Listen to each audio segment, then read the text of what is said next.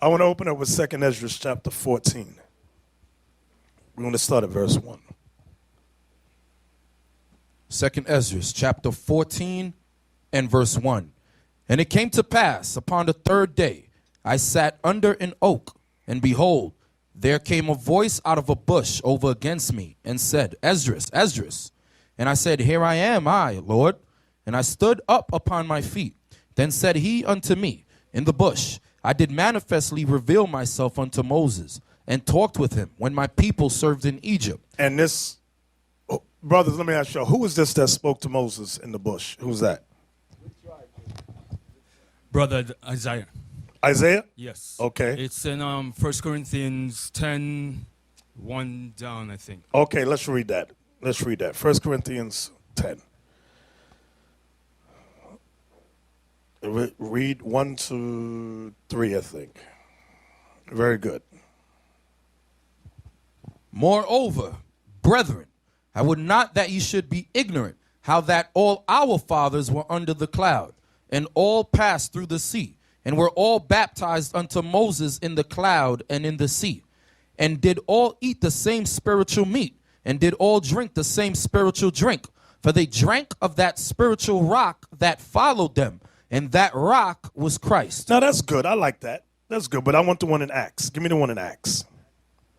Acts 7. And verse 35. Acts, So it was Christ during that time, but watch what Acts says. Acts 7, verse 35.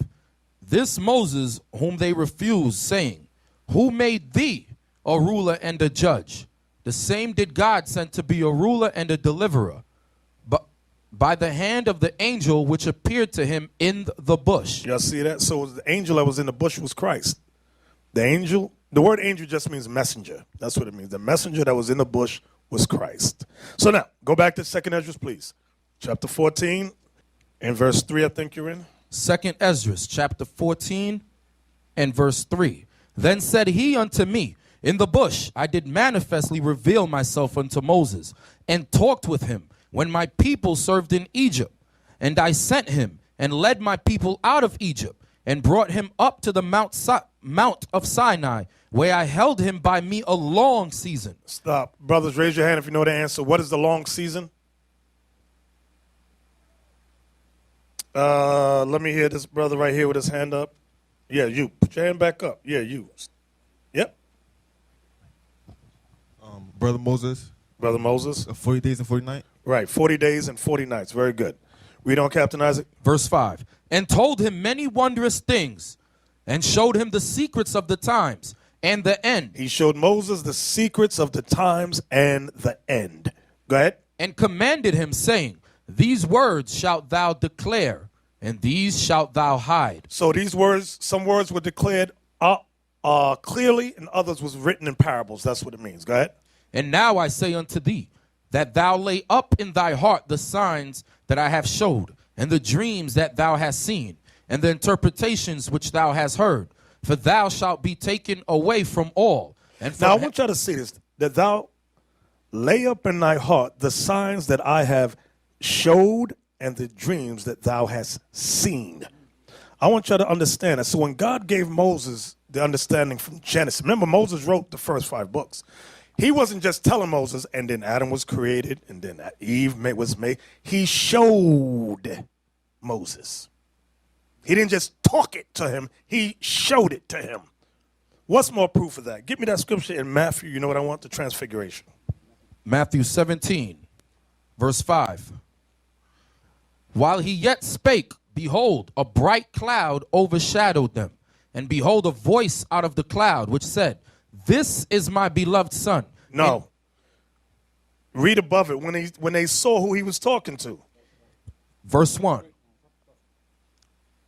And after 6 days Jesus taketh Peter, James, and John his brother, and bringeth them up into an high mountain apart, and was transfigured before them.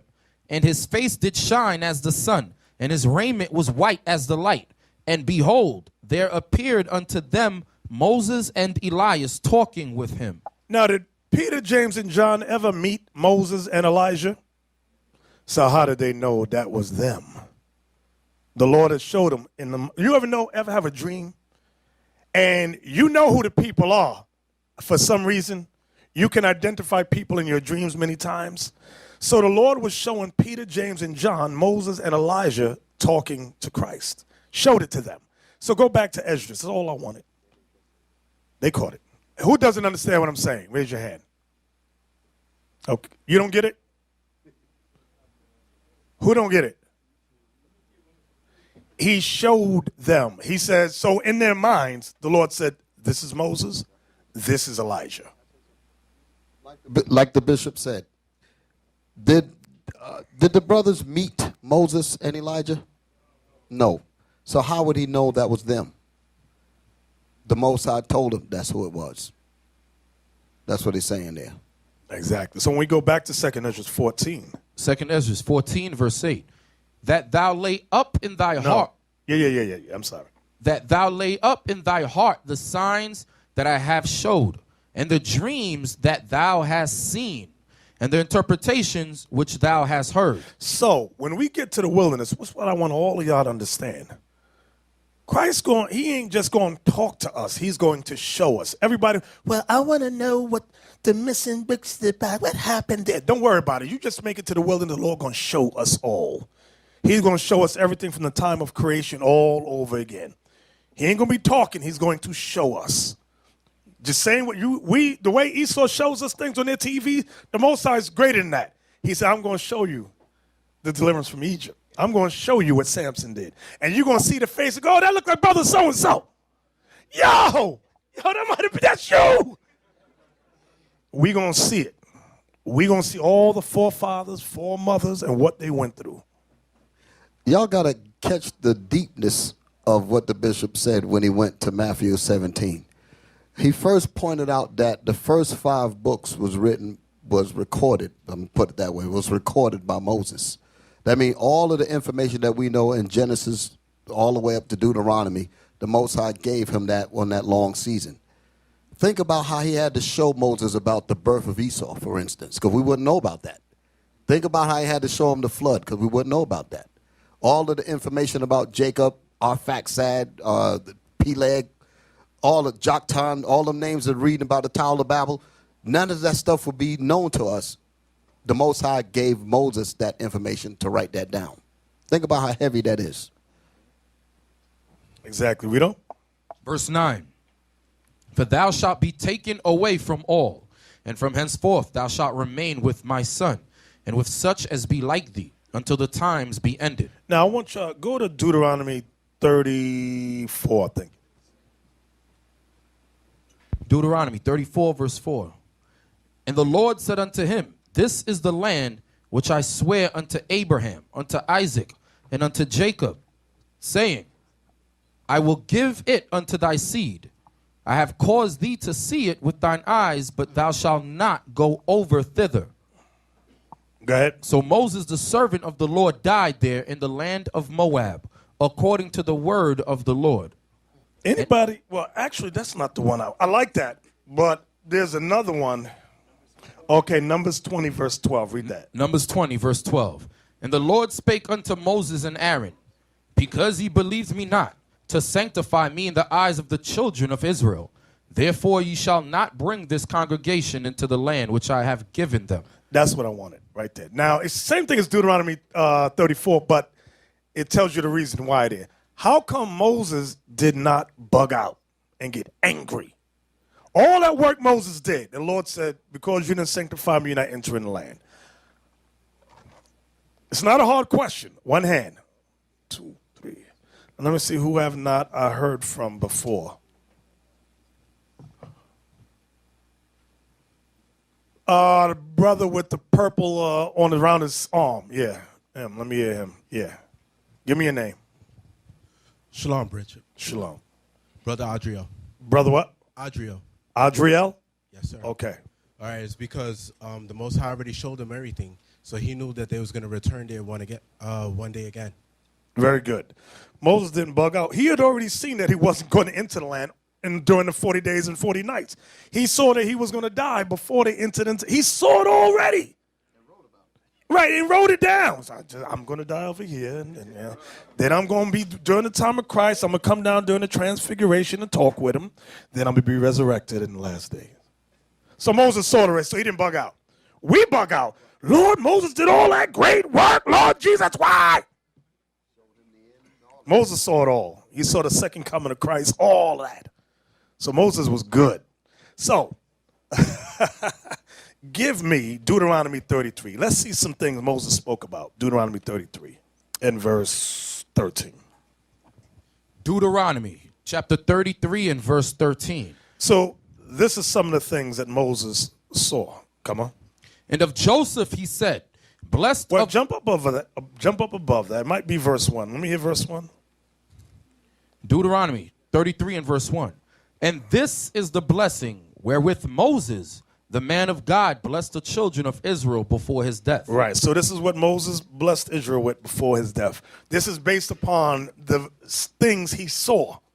Jump down to verse 13. Verse 13. And of Joseph he said. Now, when it says Joseph here, remember, Joseph is the father of, let me raise your hand. Let me see who's thinking. Who knows? Yeah, Ephraim and Manasseh. Right. See that? Ephraim and Manasseh. And Manasseh. So, when we go back to Deuteronomy 33, verse 13, come on.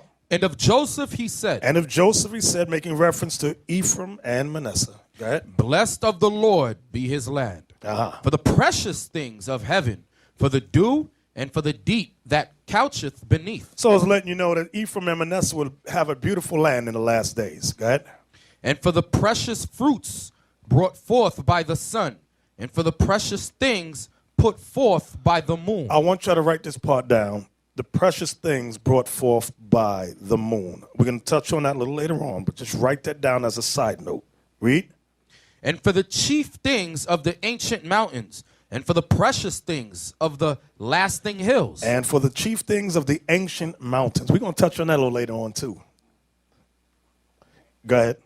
Verse 16. And for the precious things of the earth and fullness thereof, and for the goodwill of him that dwelt in the bush. Okay, here's the question. What does it mean? And for the goodwill of him that dwelt in the bush. Every hand should be up. Let me hear this brother here. Yeah. Yep. Shalom, Brother Mashal. Brother Mashal. It means that it's talking about Christ. Very good. It's talking about Christ. Thank you. If you had messed that thing up, oh boy. Go ahead. And for the goodwill of him that dwelt in the bush, let the blessing come upon the head of Joseph, and upon the top of the head of him that was separated from his brethren. Go ahead. His glory is like the firstling of his bullock. His glory is like the firstling of his bullock. Go ahead. And his horns are like the horns of unicorns. And when it says the horns of, it is not talking about the internet. It is not talking about the internet. It's saying that Joseph's sons, Ephraim and Manasseh, are leaders together. That's what it's talking about. They were strong leaders together. Go ahead. With them. And here's the proof. With them, the two horns, with them, what will he do? He shall push the people together to the ends of the earth. That's the proof. It ain't talking about the internet. Ephraim and Manasseh would lead the bulk of Israel to the other side of the earth. So Moses saw that great migration when the 10 tribes came on this side of the world. Moses saw that. Go ahead. And they are the 10,000. Now he's telling you who the horns are. And they what? Are the 10,000s of Ephraim, and they are the thousands of Manasseh. Those are the two horns. It is not talking about the internet. Stop watching dumb, unlearned Israelites on YouTube. Give me Hosea chapter 9, verse 13. So Ephraim are the ones we call today Puerto Ricans. Manasseh are the ones we call today the Cubans. Come on. Hosea 9:13. Ephraim, as I saw Tyrus, is planted in a pleasant place. Ephraim, as I saw Tyrus, which is Tyre, is planted in a pleasant place, meaning a beautiful location. Was that it? Well, I want is 13. But Ephraim shall bring forth his children to the murderer. See that? But Ephraim shall bring forth his children to the murderers. Let me raise your hand. Who are the murderers that Ephraim brought their children to? 1, 2, 3. In the back, glasses.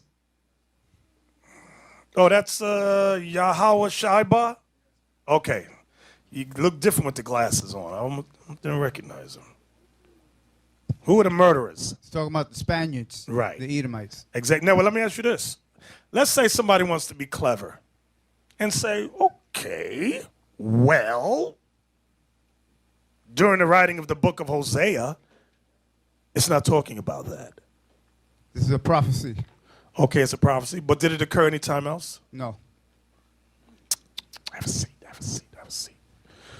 Did it occur any other time? Y'all got to think. Think. This is what I see with Israel. We all, in our mindset, we think the white man has been our only captivity, and that the Bible had no validation until this captivity now. That's not true. Remember, give me Deuteronomy 28:46, please. I want you brothers go on the street teaching, you got to know this. You have to know this. Deuteronomy chapter 28, verse 46. And they shall be upon Read the verse thee. above it, I'm sorry.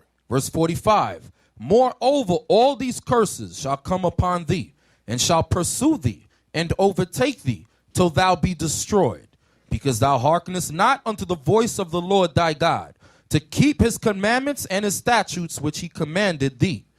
And they Meaning the curses shall shall what? shall be upon thee for a sign and for a wonder, and upon thy seed forever. Y'all see that? And upon thy seed forever. So the curses that we read about in the Bible shall be upon the Israelites forever until Christ returns. So I'm going to ask it one more time. Go back to Hosea 9:13 now. Read. Hosea 9, verse 13. Ephraim, as I saw Tyrus, is planted in a pleasant place, but Ephraim shall bring forth his children to the murderer. Okay, Ephraim shall bring forth his children to the murderer. Did that happen only during the time of the conquistadors? Because that's who the murderer we bring it up to today. One hand is up.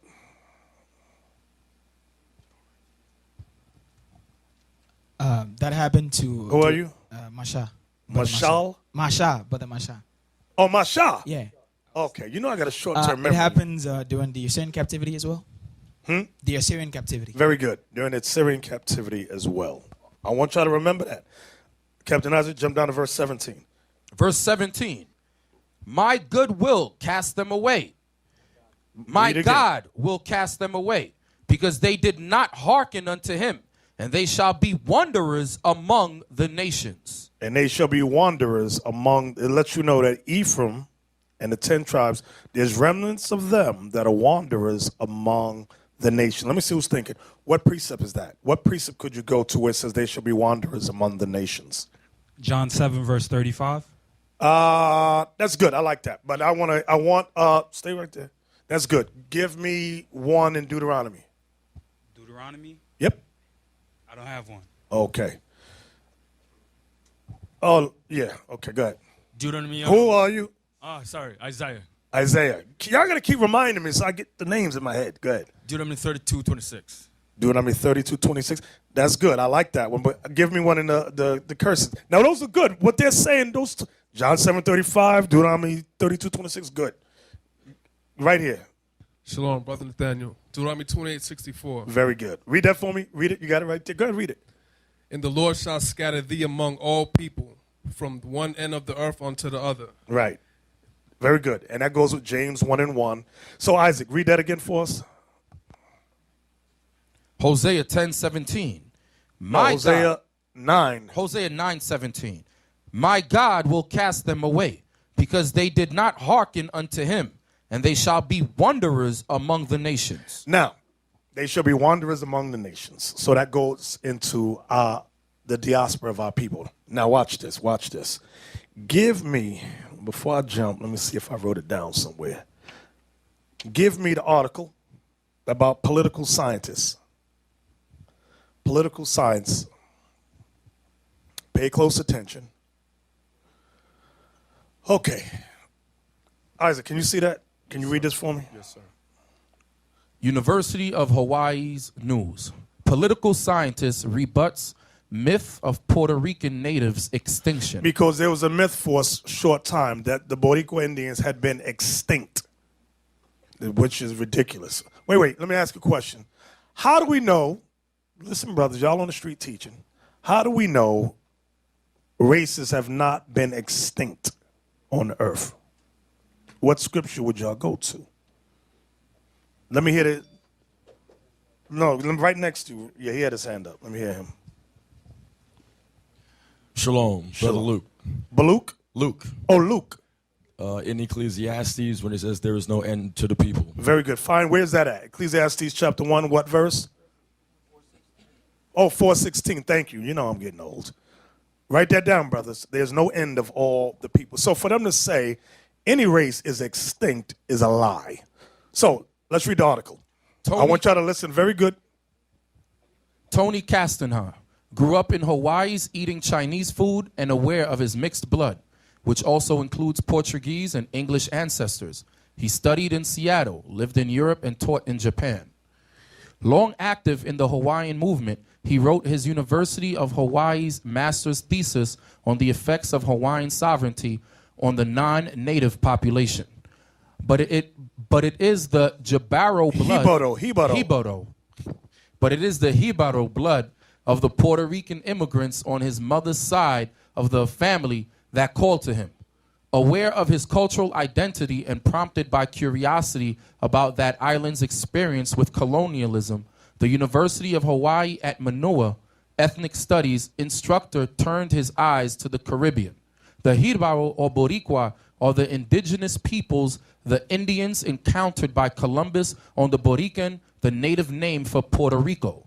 Subjected to colonialism, they were considered virtually extinct as a people by the mid-16th century, and the refrain has been made over and over. Castanha refutes that notion in his new book, The Myth of Indigenous Caribbean Extinction. Continuity and reclamation. Continuity and reclamation in Borican, Puerto Rico. Whole communities of Hibaro people survive today, he said. The myth of Boricua extinction results from history written through colonial eyes. That's very important. The myth of Boricua extinction results from history written through colonial eyes, means written by the white man. Go ahead. The myth of Boricua extinction results from history written through colonial eyes, he explained. Castanha used ethnographical data, turning to family histories gone underground and accounts gathered from artisans, academics, activists, cultural practitioners, elders, campesino farmers, curanderos, healers, and espiritistas, shamans. The book, which draws on his research as a UH Manoa doctoral student in political science, documents 5 centuries of remarkable resistance and cultural continuity. Now listen good to this paragraph. I look at the cultural continuity of people in Puerto Rico, he said. People practice old traditions in agriculture, such as planting by the moon. Stop. What is that? What verse is that? We read it today, and only one hand is up. All right, we got 3. Okay, let's go in the back. Let me hear somebody back there. Hey, shalom, Bishop. Shalom. This is Soldier Aaron. Deuteronomy 33 and 14. What did it say? What did it say, Aaron? It's the prophecy on the moon. What did it say? I gotta get it. And for the precious fruits brought forth by the sun, and for the precious things put forth by the moon. Very good. That's what that's going into. Such as planting by the moon. I remember at the old school, I remember my Shah used to always say, if you want something to grow, plant it when the moon comes out. He said when the full moon comes out, which is, as we know now, is the new moon. He's always said, I didn't get it then, but now in my old age, I understand it. Captain Yash was upset at the way you're pronouncing Hibaro and the other Spanish words. So go back to that paragraph. I look at the cultural continuity of people in Puerto Rico, he said. People practice old traditions in agriculture, such as planting by the moon, mixing different plants and planting in mounds, as well as spiritual practices and use of medicinal plants. Indian words persist in the names of places, foods, and plants, and Indian accents prevail in many Spanish words spoken. I've made many trips to Puerto Rico. I feel a strong cultural connection. I'm mesmerized. He said, I don't deny my other backgrounds. They just don't touch me like my Native American background. Come on. In Puerto Rico, as in Hawaii, there is a resurgence of native culture, he observed. The indigenous Hibaro provide the root culture in Borican. Go ahead. Puerto Ricans in Hawaii. The colonial experience of Puerto Rico and Hawaii isn't just an academic comparison.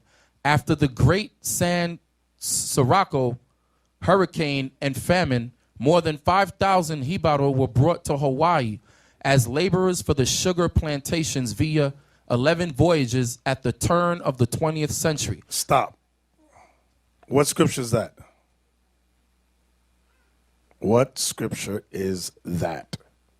It said 5,000 Hibaro were brought to Hawaii as laborers. Well, another word for laborers is what, brothers? Slaves. What scripture is that? Come on. Yes, just pick somebody. Give me a mic. Shalom, Brother Adam. Brother Adam? Yes, sir. That's Deuteronomy 28:68. Very good. Deuteronomy 28:68 about the ships. What else? We just read it in Hosea. I want the one in Hosea. Masha, he was giving to the murderers. His sons were giving to the murderers. Something else that we read. They would, Jonah, let me hear you.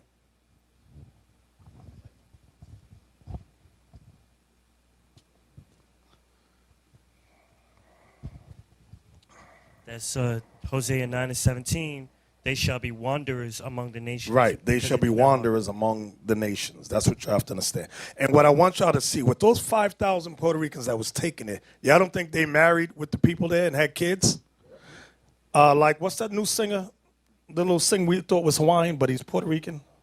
Bruno Mars. Bruno Mars. Because a lot of times we be on the street, no, you're not Israel. You're not. We got to stop telling people they're not Israel. Let them say they're not Israel. Just teach the history, teach the Bible. That's why the Lord said, give me that one in Timothy, you know what I want? About endless genealogy. Give me that. This is why we got to be careful. Yes, your pedigree is based upon your fathers, but let me tell you, teachers something. How many of you can go back 3 or 4 generations? Not a lot of you. Some of you don't know your fathers.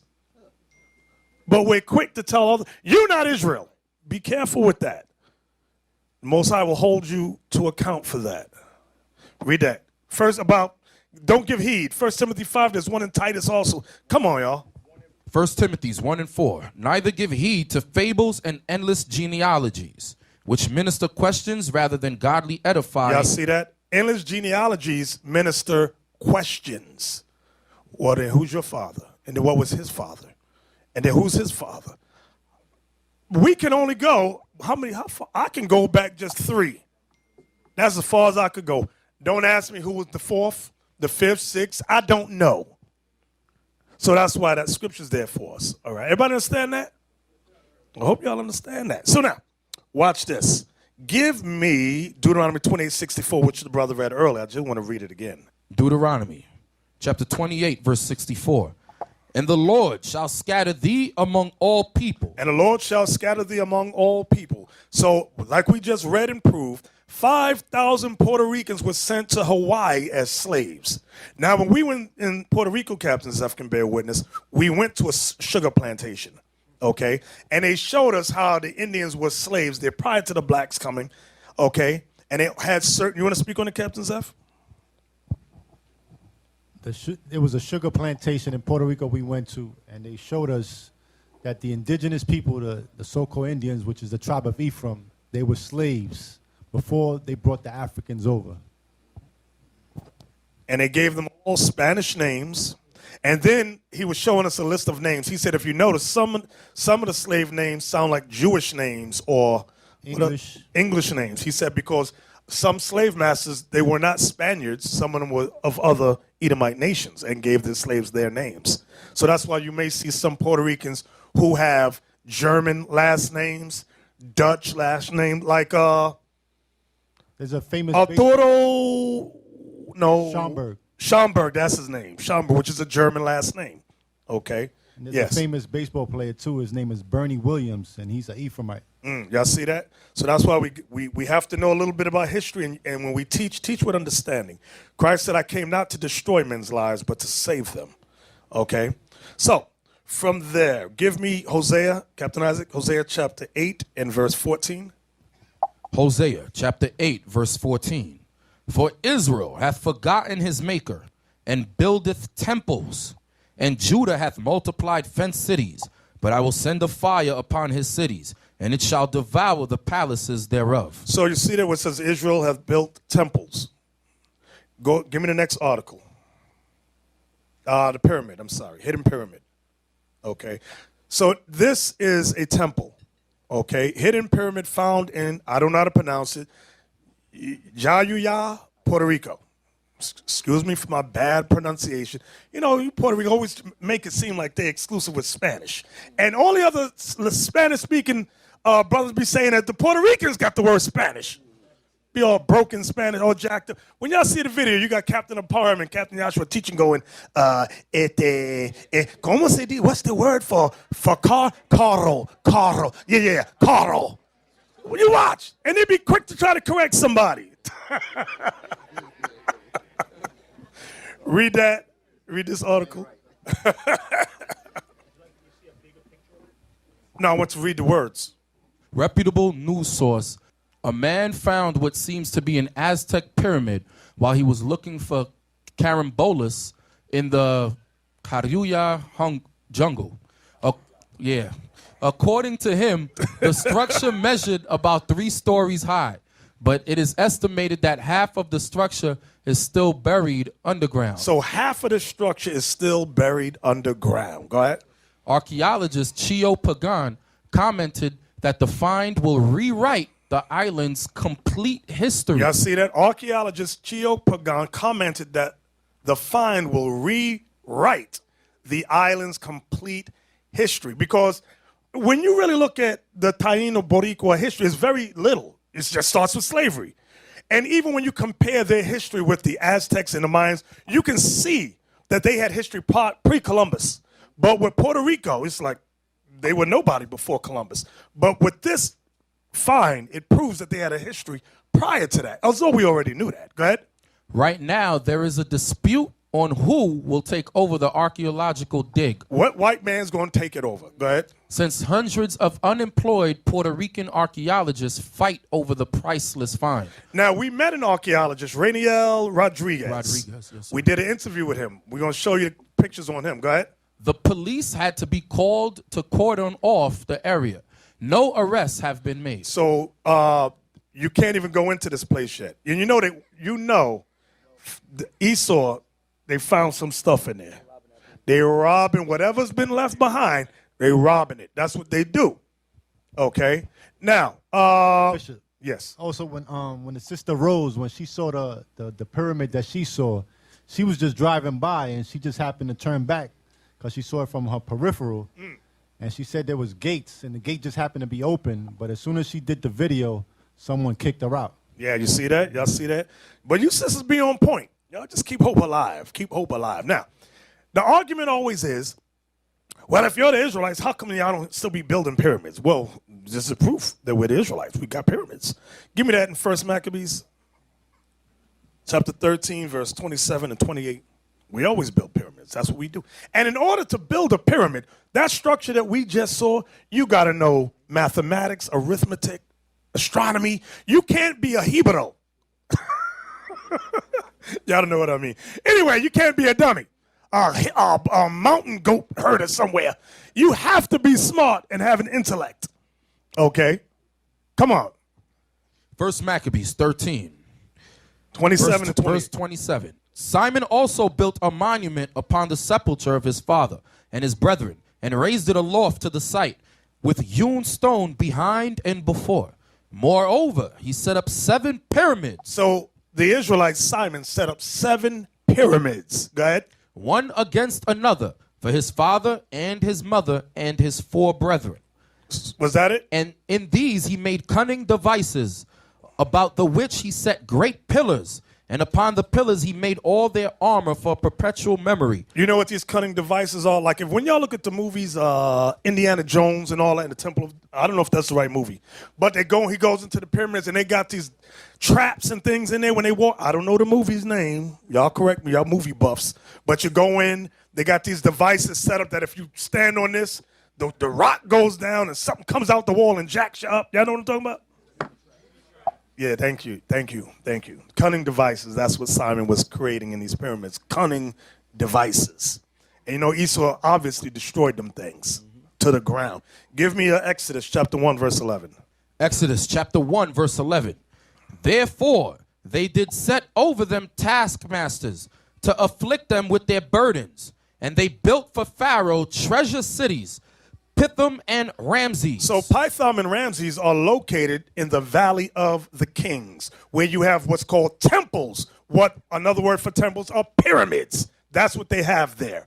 So who built them? Israelites. Okay, we built most of those things in the Valley of the Kings, and those things you find Puerto Rico, as we have now discovered, Central and South America, and parts of Mexico. So it's letting you know, though the fact that it ties back to Egypt lets you know those are Israelites. Everybody understand that?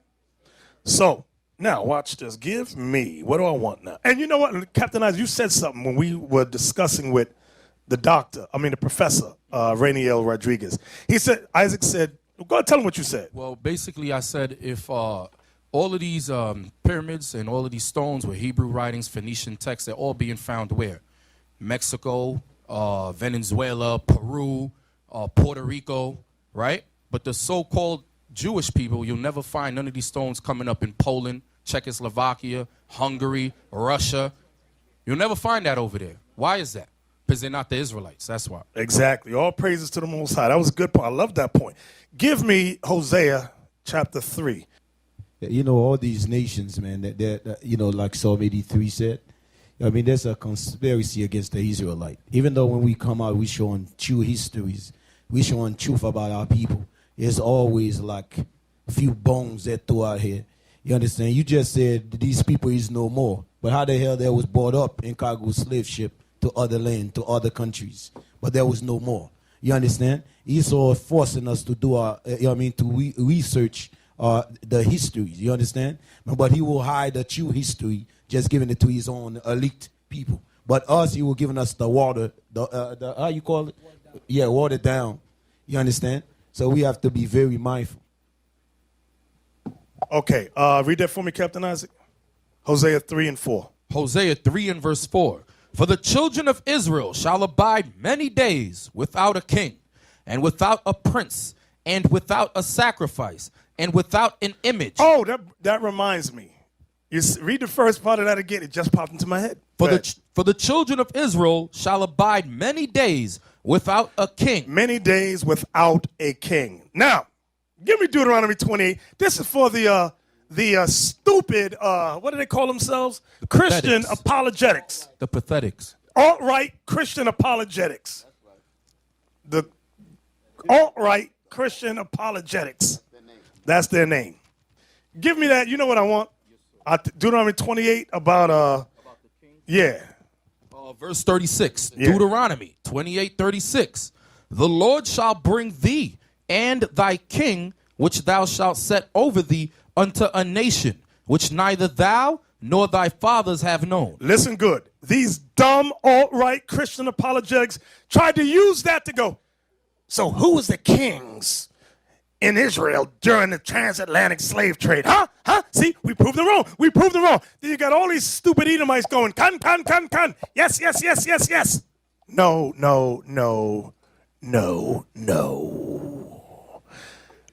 The last king of the nation of Israel, I'm wording it like that specifically and purposely, the last king of the nation of Israel that went into captivity was Zedekiah. Okay? Now, after that, who was the king of the Israelites during the time of Persia and Media? Who was he? Anybody know? There was none. Who was the king of Israel during the time of the Greeks? There was none. Who was the king of Israel during the time of the Roman captivity? There was none. He wasn't set up as the king. Thank you, Jonah. We appreciate you, but. So, Deuteronomy, what I want y'all to see about Deuteronomy, the 28th chapter, sometimes it applied during certain captivities, other times it did not. For example, when you read Deuteronomy 28, verse 51, let me hear, about the siege. Yeah, I got you. Verse 52. Deuteronomy 28:52. And he shall besiege thee in all thy gates until thy high and fenced walls come down. Read. Wherein thou trustest throughout all thy land. And he shall besiege thee in all thy gates throughout all thy land. Listen good. Which the Lord thy God hath given thee. Read. And thou shalt eat the fruit of thine own body, the flesh of thy sons and of thy daughters. Stop. That happened twice. I'm going to see who know the history now. When are the 2 points in history that happened? Okay, right there. Yep. Shalom, Brother Ariel. Brother Ariel. Yes, it happened once during the Romans when when Titus came and besieged Israel. Yep. And the other time was during the Babylonian captivity. Very good. Very good. So the 2 times it happens during the Babylonian captivity and the Roman captivity in 70 AD. That didn't happen during the Persian Median captivity, nor the Greeks. So now, now you alt-right Christian apologetics? Now what? Don't try to convince an Edomite. This is not their book. Their job is to try to go against God's word because they hate the one true God. And they hate us as a people. Understand that. Keep that in your minds. Now, give me, where were we reading before? Hosea 3 and 4. Let everything else go, Captain. Hosea 3 and 4. For the children of Israel shall abide many days without a king, and without a prince, and without a sacrifice, and without an image, and without an ephod, and without teraphim. What is teraphim? Teraphim. Look it up over here. Teraphim. Show them how to spell it. T-E-R-A-P-H-I-M. Now I want that top one that you got right there. Small images or cult objects used as domestic deities, or oracles by ancient Semitic peoples. Now, give me the photo. I'm going to show you an example of a teraphim, an object, a small image. This, zoom up close. This was the interview that Captain Isaac, Captain Yashua, myself, and Captain Arparium and Captain Zeph had with Rainier Rodriguez. Zoom in on the object in his hand. Can you? This is what is called a teraphim. Now, if you can't get too close, but it has Hebrew writing on it, and it has a face on the front. Okay, that is what is called teraphim. How many of you saw the movie Gladiator? Remember, he has small objects, those little rock dolls. That would be called teraphim. Like what we got, like what we give our kids today, those little dolls and things, that would have been called a teraphim, meaning little small objects. Sometimes the object represented someone in your family, like this is in honor of my grandmama, she died, such and such. This is in honor of my auntie, she died. And you would have her name scribed on it, written on it. Today, we also have, it's technologies and whatever, you got pictures now. You got Captain, let's say I wanted a teraphim of Isaac or Yahshua, and we didn't have photographs. I would carve something and say, put Isaac's name on it, or put Yahshua's name on it, and that would be a teraphim to remind me of them. Everybody understand that? Go back now to the scripture, Hosea 3 and verse 4. Hosea 3 verse... Oh, so now another thing he said, I don't want to forget this. He said there were 800 findings. 800, correct? And they were taken by, most of them, not all of them, were taken by Britain. Who else he said? Britain, I think some went to Spain. Spain as well. Britain, Spain, and somewhere else he mentioned. Right, they left him with maybe 10 or something like that. He got about 10. But he said nobody wants to confirm the authenticity of those objects or disallow or say that. He said because if they admit that those are authentic, that means the history of Puerto Rico will change forever. That means they did not walk up to Columbus and say, "Hey, ¿cómo está, amigo?" like some of you Puerto Ricans think you did today. You didn't speak no damn Spanish. So the rock shows you the language they spoke. He said it was an ancient Semitic language. You know, he said he's not political nor is he religious, okay? He just wants one of these quote-unquote, what was the word? Reputable, what was it? Epigraphers or whatever that word was he used to say that it's authentic. We would say they ain't going to do it. Them white people ain't going to do it. Because that means all the people in Israel got to get the F out. That's what it means. Because if the Puerto Ricans are Israelites, that means the people over there in Israel got to go. I mean, we got a problem. Exactly. So they're never going to say these are authentic. Now, this is another reason they're not letting nobody in the pyramid net yet. They got the police all around. No, you can't come in here. Think about whatever's on the walls. They said change that, knock that down. Remember what's the little short man's name? Not Joshua, the midget, the shorter guy. I'm getting on Joshua today. I'm sorry. The guy that was shooting everybody, shooting the noses off the pyramids. Oh, that's Napoleon. Napoleon.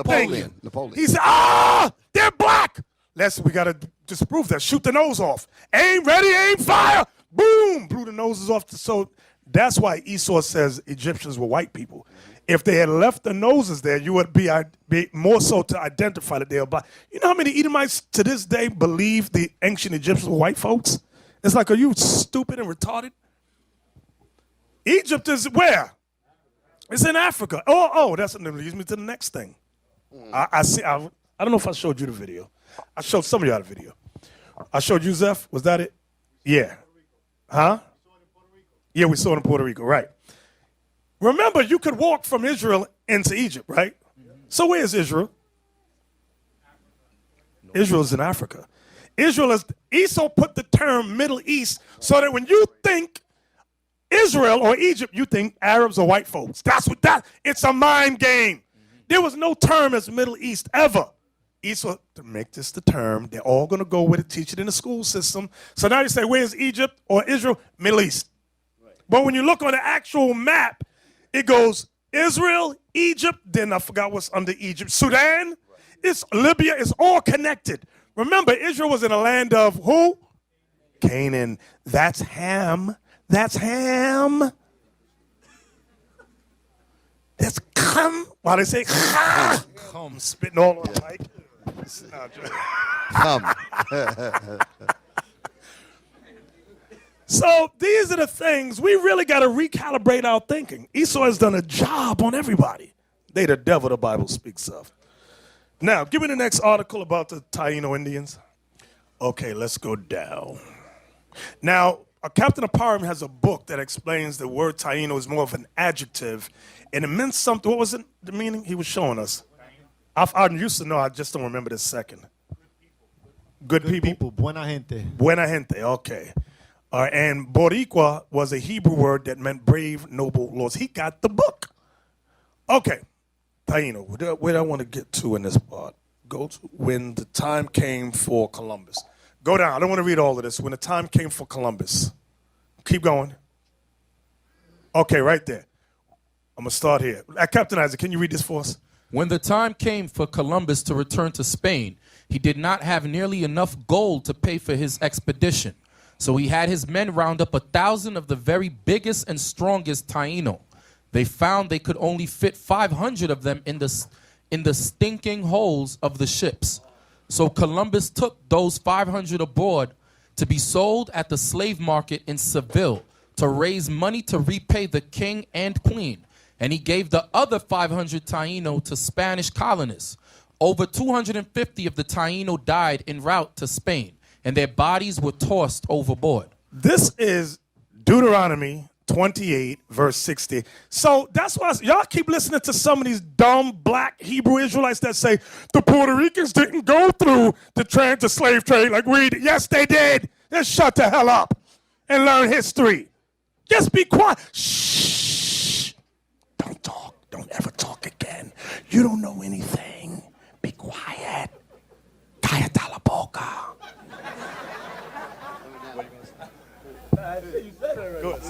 Listen, the individualites, that's for you. That is for you, because they keep denouncing Northern Kingdom all the time. It's too many facts there for you to be this stupid. It's ridiculous. They were put in slave ships and tossed overboard just like the so-called Negroes are tossed overboard.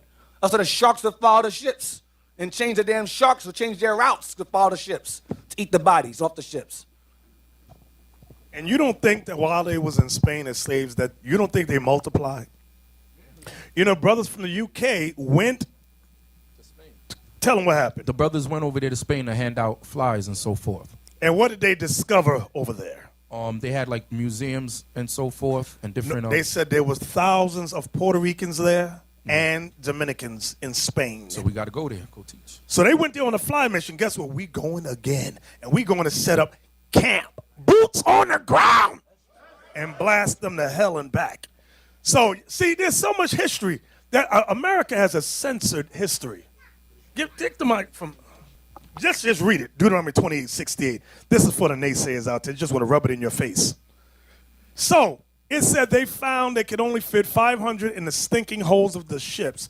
So Columbus took 500 aboard to be sold at the slave market in Seville, Spain. Just read the scripture. Deuteronomy 28:68. And the Lord shall bring thee into Egypt again with ships, by the way whereof I spake unto thee. Thou shalt see it no more again.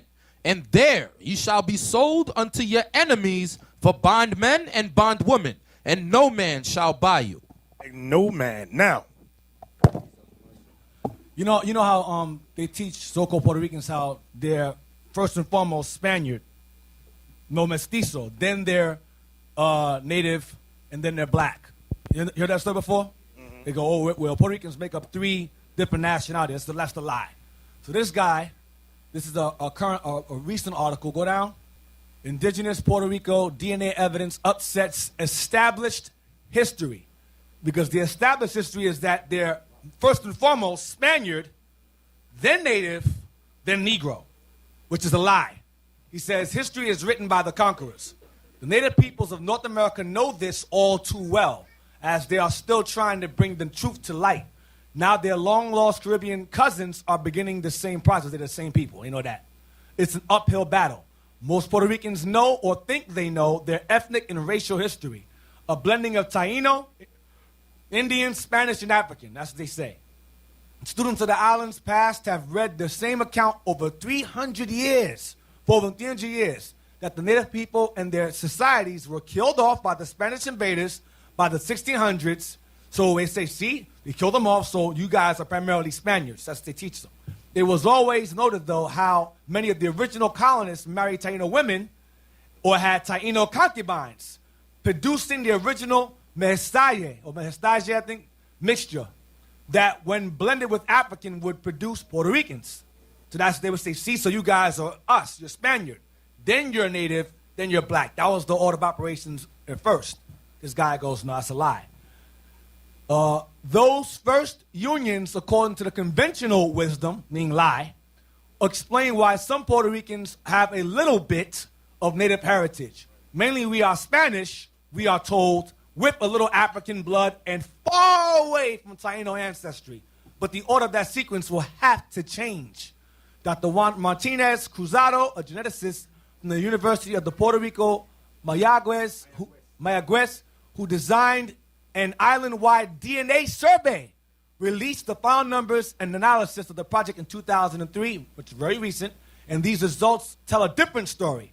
According to the study funded by the U.S. National Science Foundation, that's their mistake, 61% of all Puerto Ricans have Amerindian DNA. 27, which would be Israel again, from the other side, Ephraim also, and 12% Caucasian. So they're primarily native, not Spaniard, native, Northern Kingdom. So the white thing is garbage. The whole white side is basically trash. It's a lie. It's the Northern Kingdom that was brought from the west coast of Africa, That was Ephraim from the coast of Africa, brought over, and the natives are already, Ephraim was already over here. That's what they are. Primarily all Ephraim. No matter how light they are, how dark they are, they're primarily Ephraim. That's what he's saying here. All right? Exactly. Now, let's see what God says. Give me Hosea 7. Hosea chapter 7 and verse 8. Ephraim, he hath mixed himself among the people. Ephraim is a cake not turned. So the Lord is saying that Ephraim, read it again. Ephraim, he hath mixed himself among the people. So it's telling you history. Ephraim mixed himself amongst the people. Go ahead. Ephraim is a cake not turned. You're going to have Ephraim that's very light and very dark. Go ahead. Strangers have devoured his strength. Now that's the white man. Strangers have devoured his strength. Go ahead. And he knoweth it not. And he knoweth, Ephraim knoweth it not. Yea, gray hairs are here and there upon him, yet he knoweth not. Because these strangers started to change history. That's why most Puerto Ricans don't even realize they were slaves. They don't know no history. The strangers did that. The white man did that. When we were on a tour on the sugar plantation in Puerto Rico, you had a bunch of, I don't know if they were Puerto Rican. Who were the ones with us? Where were they from? They was Ephraim too? A lot of them didn't know nothing. Dumb as a rock. Okay, silly dove. Okay? So it's telling you that they mixed themselves. Now, the proof that they mixed themselves, give me another scripture precept for that. 1 Ezra 8 and 7. 70, I'm sorry. 8 and 70. And here's a question. Did this mixing of the nations with Ephraim start with the white man, brothers? No, started with the Assyrian captivity. They were doing that. Okay. Read that. 1 Ezra chapter 8, verse 70. 1 Ezra 8 verse 70. For both they and their sons have married with their daughters, and the holy seed is mixed with the strange people of the land. Y'all see that? And the holy seed is mixed with the strange people of the land. Go ahead. Was that it? And from the beginning of this matter, the rulers and the great men have been partakers of this iniquity. So now, yeah.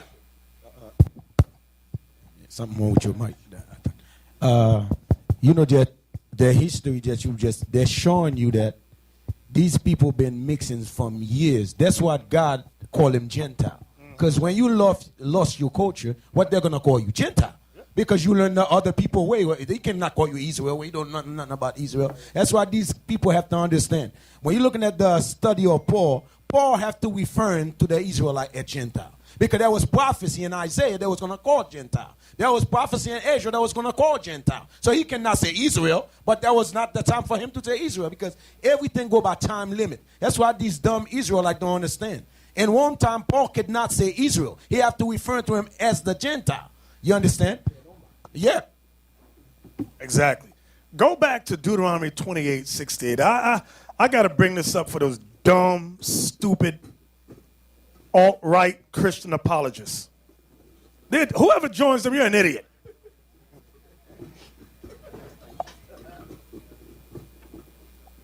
Read that. What verse you want, Bishop? 68. 68. And the Lord shall bring thee into Egypt again with These ships. dummies say, see, it's talking about real Egypt. This is the alt-right Christian apologist. It's talking about real Egypt. It ain't talking about America. Then they go, ha ha. They so dumb. They think that Egypt is talking about another country. It's talking about real Egypt. Give me Hosea, please. Chapter 7 and 11. Hosea. Actually, 9 and 3. I like 9 and 3. Hosea 9 and verse 3.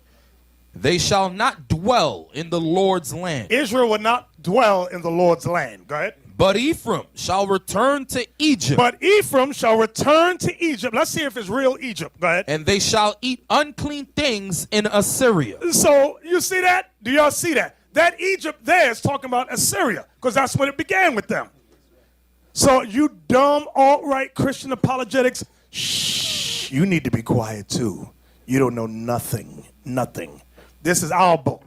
This is the mindset we all got to take. This is our book. You don't tell us about our history. Just be quiet. That's like somebody opening up your photo album, telling you who your aunt is and who your uncle is. Dumb as hell, then you listening to them. No, these are our people. You just be quiet. I want to drop some F-bombs when I can. Be quiet. This is our book. Shafup. Yeah. Shafup. Thank you. I like that one. Give me the next article with the video. 8 atrocities. Give me that one. 8 atrocities committed against Puerto Rico by the United States. Oh, you know, they're voting tomorrow whether or not to be a state or to remain as they are, a commonwealth. And the same thing's going on with Haiti to decide whether or not America is going to make them a state as well. But guess what? All this is going to be to the benefit of the Most High. Esau doesn't want Puerto Rico or Haiti to be a state because they love them. Or on the contrary, they just found some resources that said, you know what? We need this stuff here. Once the Clinton Foundation went to Haiti, they said, hey, look at all this wealth here. Yeah, let's accept them. Let's adopt them for a couple of years. Yeah. Then later on, we just dump them. You know, in Puerto Rico, they had all kind of student protests, which is not seen on the Caucasian News Network. Students barricaded throughout the colleges. Remember that, Captain Isaac?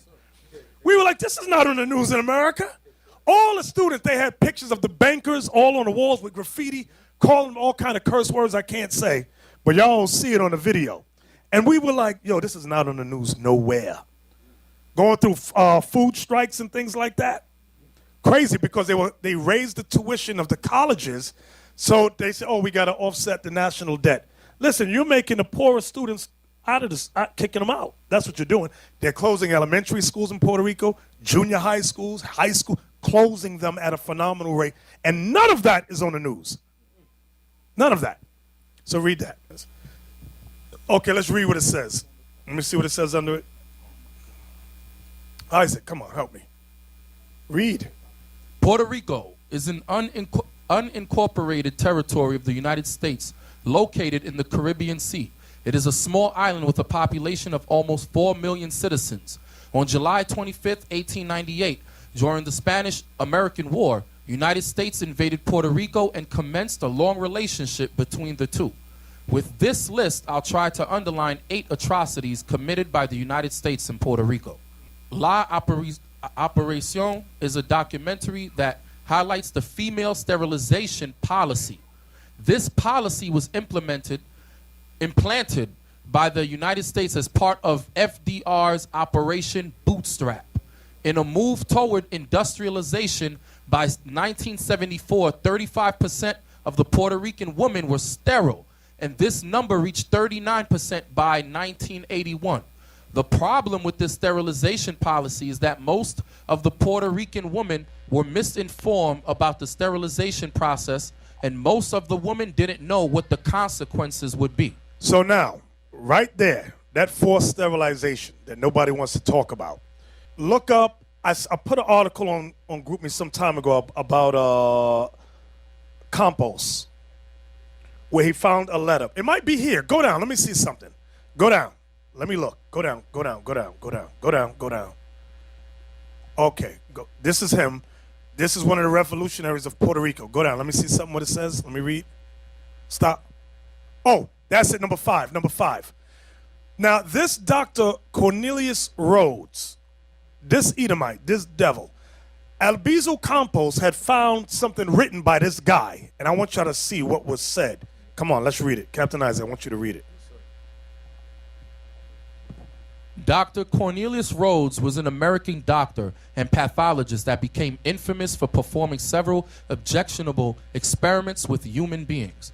In 1931, sponsored by the Rockefeller Institute, Rhodes deliberately infected several Puerto Rican citizens with cancer cells. You see that? Infected several Puerto Rican citizens with cancer cells. That's the and so for you Puerto Ricans that love these Edomites, it's really beyond me. Go ahead. Supposedly, 13 of the patients died. Dr. Rhodes once said in a written document, "The Puerto Ricans, sick, are the dirtiest, laziest, most degenerate and thievish race of men ever to inhabit this sphere." Now, don't know what they said about black people? Same thing. Go ahead. I have done my best to further the process of extermination by killing off 8 and transplanting cancer into several more. All physicians take delight in the abuse and torture of the unfortunate subjects. They take delight. Do y'all see that? These Edomites take delight in the abuse and torture of our people. Go ahead. An investigation done in 2003 by bioethicist Dr. J. Katz found that the accusations were well-founded and documented. Now, what happened with reparations for them? None. You don't get none. You Puerto Ricans, they don't care. You ain't getting a penny. Nunca. Nada. Nothing. You ain't getting nothing. You see how the way they wrote this? We see where it says, in the abuse and torture of the unfortunate subjects. These are these people saying it. You notice that it's in quotes, because that's how they feel about the natives there. That's how they feel about Ephraim. That's what they're saying. They actually refer to Ephraim as unfortunate subjects that are worthy of torture and abuse. They never even addressed them as the Israelites, never addressed them as people of significance. Exactly. Give me Hosea chapter 9 before we continue. Hosea chapter 9. Let's start at verse 11. Hosea chapter 9 and verse 11. As for Ephraim, their glory shall fly away like a bird from the birth and from the womb and from the conception. Though they bring up their children, yet will I bereave them, that there shall not be a man left. Yea, woe also to them when I depart from them. So this is a prophecy of the Lord saying, I'm going to kill the children that these women bring forth in Puerto Rico.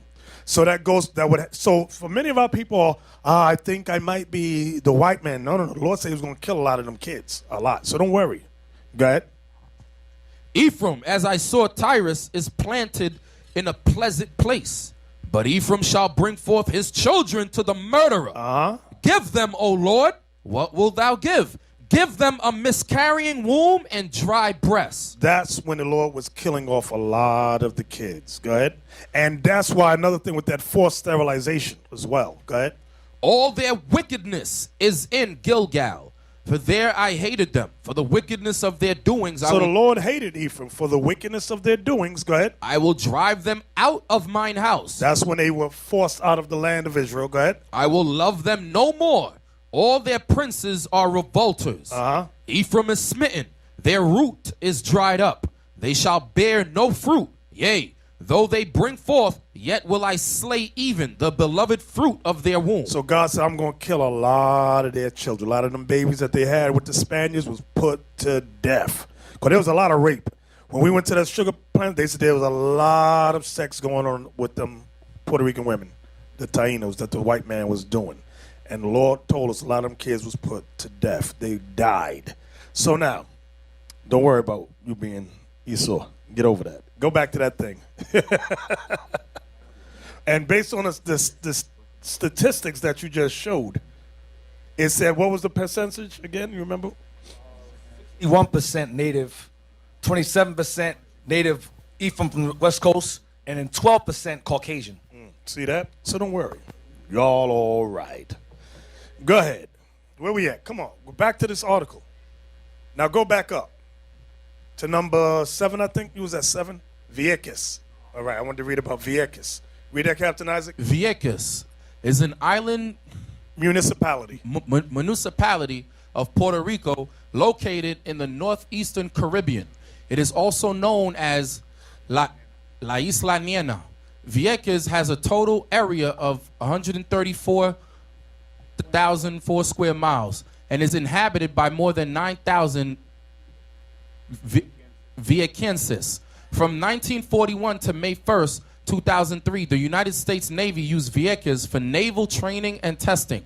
From 1941 to 1942, the U.S. Navy expropriated 22,000 of Vieques, 33,000 acres. By 1963, the Navy owned 22,600 acres of Vieques, almost 70% of the island.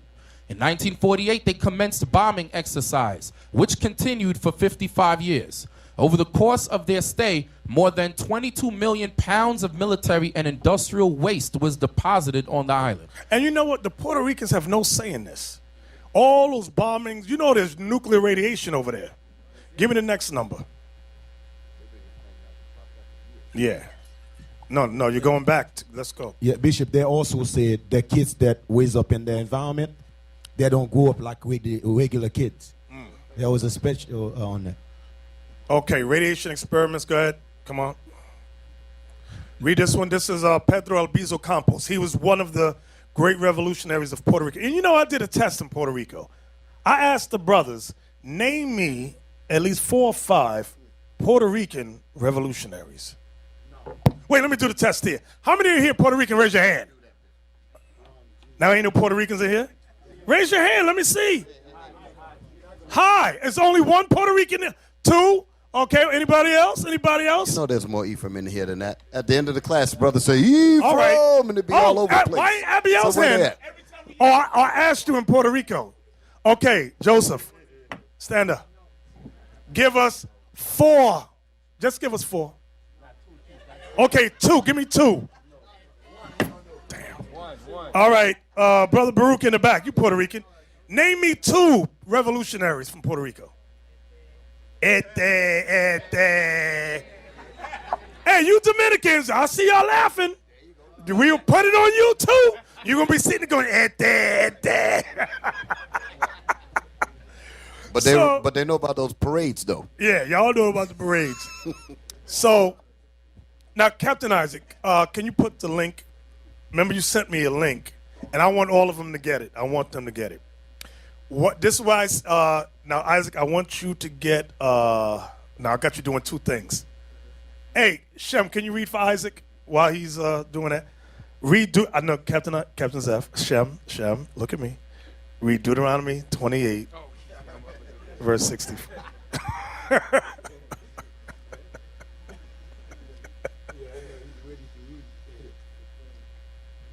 Deuteronomy 28, verse 68. Give me 68. And the Lord shall bring thee into Egypt again with ships, by the way whereof I spake unto thee. Thou shalt see it no more again. Now we're finding out that this has happened to the Latin tribes as well. Go ahead. And there ye shall be sold unto your enemies for bondmen and bondwomen, and no man shall buy you. Now you all see that bottom part, and no man shall buy you. See that, Joseph, right? You see that? Baruch, you see that? And no man shall buy you. Joseph, stand up and tell me what that part means. No man shall buy you. Take that mic right there. No man will redeem you. Right. No man shall redeem you or save you. So this is why you have to know the various revolutionaries who tried to save and redeem our people. We all know the ones in America. Everybody here know the ones in America. We always go through Martin Luther King Jr., Malcolm X, Marcus Garvey, Medgar Evers, SNCC, Black Panthers. But when we in Puerto Rico now, they ain't thinking about Malcolm X and Martin Luther King. Who will you use to explain, and no man shall buy you? No man shall. Now, we knew a few. Pedro Albizu Campos, we went over that. Now, there were a lot more names that there's a list. We're going to put it up for y'all. Okay. So, same with Santo Domingo. You go to these various countries, you should know something. Some type of history, okay? Like the sister that came from the Congo who went to Dallas. Diambi. I sit back and say, you know what? Let me find out some revolutionaries there. I found Patrice Lumumba. And I had already known about him before, but I didn't associate. I thought he was Haitian all his time. Dummy. I found he was from the Congo. Oh, this guy. I remember this guy, reading about this guy years when I was in that Afrocentric stuff. He was one of the first guys over there. Okay, what are we looking at, Isaac? Can you explain it? Can you explain on the mic? This is a list of the people from Puerto Rico that rose up against Esau. Gives you a whole list, and it starts from all the way from the caciques all the way till now. Now, what does cacique mean? It means kings. The kings. Okay. Okay, go down. Let's see the names. So you Puerto Ricans online, there's some key people. Familiarize yourself with these names. You want to go to these different lands, these different countries, we got to know some of these. You ain't got to know them all, but at least know a few. Okay? Everybody understand what I'm saying? Okay? Okay, let's go back to the article now. So that was on, that list was from Wikipedia, and you typed in, what did we type in? I typed in the Revolutionaries of Puerto Rico. Revolutionaries of Puerto Rico. So you brothers and sisters from Santo Domingo do the same thing. Mexico do the same thing. Okay. Oh, look up, do me a favor, you. Look up Young Lords for me. Young Lords. Okay, there we go, there we go. Now go down. Now this guy right here, right there, famous world journalist, one of the leaders of the Young Lords. I always ask this question. Now I'm not trying to say nothing, but I just always wonder. Yes. I want all y'all to think about such people like, what's the sister from the Black Panthers? Angela Davis. Geraldo Rivera was their attorney for the Young Lords. How? Now, y'all help me out here. I'm not that smart. How can you be accused of trying to overthrow the government and get such prestigious positions? I just find it strange. These are things that make you go, That's all I'm saying. I ain't saying nothing really. Okay, go back out. Go back out. Thank you, brothers, for help. Thank you. We appreciate y'all. Thank you, Abiel. We appreciate you. You know, Abiel and Officer, I don't know how many of y'all know Officer Amariah. He's Haitian. Very, very light skin. I mean, Captain Shem light like that. You darker than him? But anyway, Abiel, put the camera on Abiel. Put the camera on Abiel. Abiel will stand next to Officer Amariah, and the people in Puerto Rico, they'll look at Abiel, walk past him, and go to Amariah, speaking to Amariah in Spanish. And Amariah's like, but I know I don't speak Spanish. And Abiel's like, I'm picking the patty! I'm picking the patty! So then they have to resort and go to you. They didn't want to hear it from you, a black mouth. They wanted somebody else, somebody light skin, light, more appealing. You black like this. Yeah, you just black. I tell y'all, people is crazy. Read that for us. Hosea, chapter 5, verse 11. Ephraim is oppressed and broken in judgment. Now, we saw this all throughout Puerto Rico. When it says Ephraim is oppressed and broken in judgment, they don't understand judgment. Our people do not understand judgment. The Bible says Ephraim is broken in judgment. Go ahead.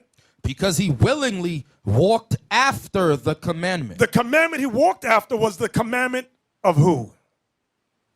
Let me see. Who? The white man, yes. Los blancos. El gringos. El diablos. That's the commandment. That's why it says Ephraim is oppressed and broken in judgment because he willingly walked after the commandment. Because remember, the conquistadors and the whites there, and they're still ruling the island of Puerto Rico. They were the ones, their banking system is ruining the island, which goes back to Hosea 7 and 9, where it says, strangers have devoured his strength, and he knoweth it not. That means they are broken in judgment. Okay? Yea, gray hairs are here and there upon him, yet he knoweth it not. It's letting you know Puerto Ricans will grow old and still not understand their history, their true culture, the history of what happened to them, they don't know. Okay? Many of them think Columbus was their friend. No. And they got statues of Columbus all over the island. That's like putting a statue of Adolf Hitler. Why don't they do that? Hey, that's an idea. You want to put a genocidal maniac statue up, put a statue of Adolf Hitler next to Columbus. Watch the uproar, the so-called, no, you can't do that. Well, Hitler allegedly only killed 6 million. Columbus killed 200 million. So he's worse than Adolf Hitler. But nobody will ever do that. No one will even mention such a thing. No. Why would they have a problem by putting putting the statue of Hitler beside the statue of Columbus? Why would they, the Edomites, have a problem with that? Why?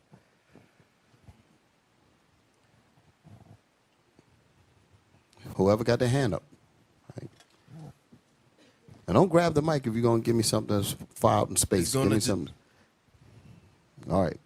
It's going to destroy the history that they made up with Columbus about how he found America, and it's going to destroy the fact of the brainwash that they have indoctrinated to us. Right. They're worried about the image of what it's going to put in your mind because they already know that Columbus is worse than Hitler. But we said, but we can't tell them that. And putting them statues together would do that. Exactly. Okay. Give me Genesis 49. Hey, did we finish that article? Because I'll be rambling. I lose my train of thought. Did we go through that article? Okay, go back to the article. Captain Yashua, can you read that for us? Captain Isaac. Captain Isaac, I'm sorry. I'm sorry. Give me the one to 8 atrocities. Yeah, I want Pedro Albizu. Write his name down. Pedro Albizu Campos. Now, there's another one let me see. I'm testing now. How many of you know the Puerto Rican revolutionary that just got out of jail? I know you know Captain Isaac. I'm talking about you Puerto Ricans. Yeah, I said Puerto Rican. My mama used to say that. I used to always correct her. She smacked me. It's Puerto Rican, man. I don't give a damn Puerto Ricans. How many of you know who just got out of jail? Somebody. Okay, nobody knows. Tag. It's all over the news. It's even on the Caucasian News Network, CNN. Ain't you Puerto Rican? Oh, today you're not. Can you look it up? Do you know who I'm talking about? You? Oscar Rivera? Yes. Oh, did somebody whisper that in your ear, Zeph? A little bird came by. Look him up. Oscar Rivera. He just got out of jail. Yes, that's him. Oscar Lopez Rivera. Hey, look, Oscar Lopez Rivera is no hero. Now, go down. Let me see the story on him before I say something. Let me see right there. Oscar Rivera Lopez. Click the Wikipedia. Yeah. Okay, born 1943. Is a Puerto Rican activist. Can you read for me, Captain Isaac? Oscar Lopez Rivera is a Puerto Rican activist and militant who was one of the leaders of the Fuerzas Armadas de Liberación Nacional Puertorriqueña. Puertorriqueña. FALN. The acronym is FALN. Yeah, F-A-L-N. FALN. A clandestine paramilitary organization responsible for more than 120 bomb attacks on United States targets. Now, the reason I knew about him was because in the academy, the police academy, they taught us about that group.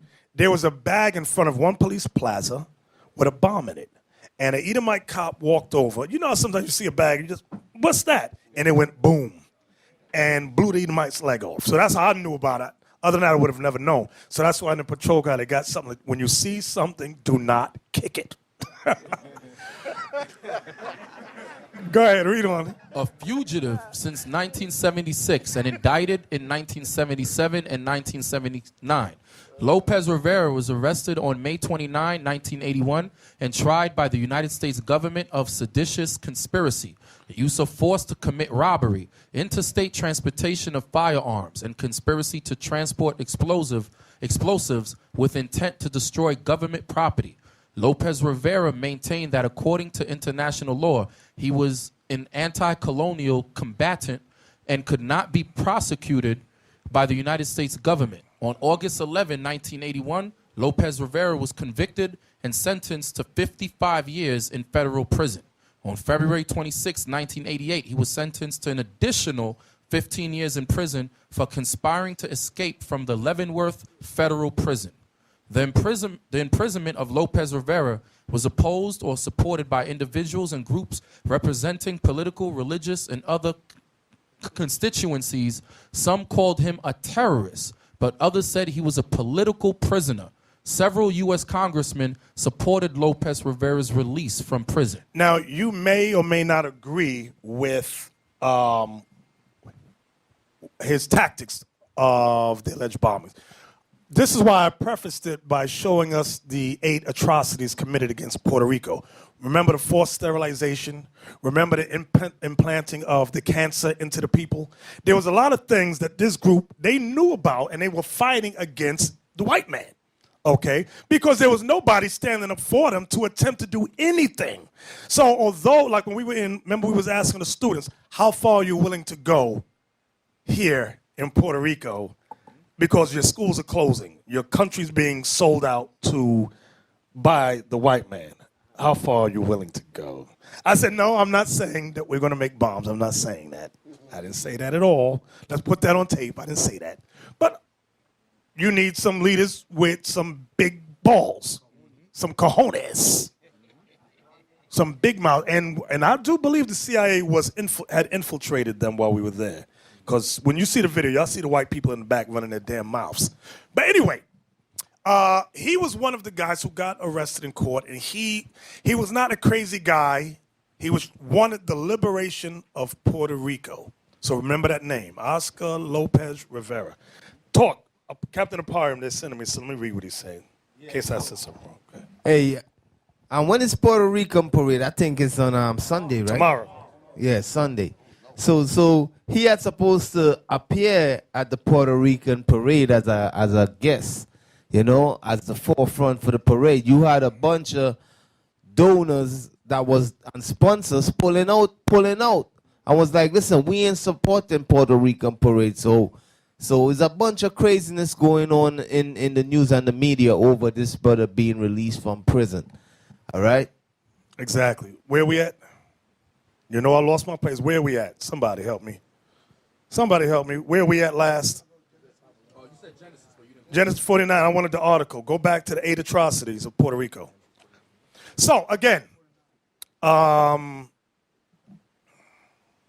we have to know. We don't have to be expert in all history, which is what I'm saying, but we should know. Give me the scripture that don't be ignorant of anything. You know what I'm talking about? Find me that in the Sirach. Be not ignorant. You know what? Who knows where it is? Be not ignorant. Small matter of great. Thank you. Where is it? Sirach 5 and verse 15, you said, John? Yeah, 5:15. Read that for us, Captain Isaac. Sirach 5, verse 15. Be not ignorant of anything in a great matter or a small. So the Lord is telling us to know something about everything. Know a little something about everything. You don't got to be an expert in world history, but know a little something about everything. That's what we got. That's why I said when you want to know the revolution, just know a few names. You ain't got to know them all because there's a lot. Just know a few. Yes, go ahead. In the early Sabbath class, in the morning classes, one of the words that I was using with the relatively new brothers and sisters is the word tangibility in your teaching. Our job is to make the Bible, like we used to say in the old school, our job is to make this Bible real to our people, right, where they can feel the relevance of the scriptures to their lives. That's the tangibility, making the Bible tangent to their reality. Okay, like the book of Nehemiah 8:8 says, to cause the people to understand the sense of to get the sense, to cause them to understand the reading. In order for us to do that, we have to find ways to link our people into the Bible. So you have to know something about the people there. You have to know something about about the culture, about the revolutionaries, about the different things that pertain to them. And when you can go grab those things that they know about and then bring them into the Bible, there's your tangibility there. That's how you bring them into their photo album called the Bible. Y'all follow me? That's the objective of teaching. Remember that. Exactly. So let's read this, Captain Isaac, about Pedro Albizu Campos. Dr. Pedro Albizu Campos was a prominent leader in the independence movement of Puerto Rico. Albizu was imprisoned numerous times for seditious conspiracy against the United States. While in prison, Albizu said he was a subject of human experimentation without consent or warning. The U.S. government's response was that Albizu was insane. The president of the Cuban Cancer Association, Dr. Orlando Damoy, traveled to Puerto Rico to examine Albizu. Dr. Damoy reported burns on Albizu's body caused by intense radiation. So you see that? The U.S. government said Albizu was insane. They said, oh, he's making things up. We didn't do anything. But then upon examination, they found body marks with intense radiation. Go ahead. What, did he do it to himself? Go ahead. It is said that they placed a metal clip and film on Albizu's skin, and the clip radiated into the film. Go ahead. Albizu died in 1965, and more than 75,000 Puerto Ricans carried his remains to the old San Juan Cemetery. In 1994, under the administration of ex-President Bill Clinton, the United States Department of Energy disclosed that human radiation experiments had been conducted without consent on prisoners in Puerto Rico during the 1950s and 1970s. Where's the reparations? Or did you just get a, I'm sorry, we're sorry. You get a pat on the back, rub on your head, and go along. So this brother wasn't, and all through, you see many statues in schools named after Pedro Albizu Campos, but the spirit that he had of warring against oppression is no longer in Puerto Rico. It's not really there. Right. Say it again. Say it on the mic. Say it on the mic. The students said that. They said that they were out there. They closed the universities. They, like the bishop said, they had barricades, everything. But they were losing power because there was no one that had the spirit to rise up.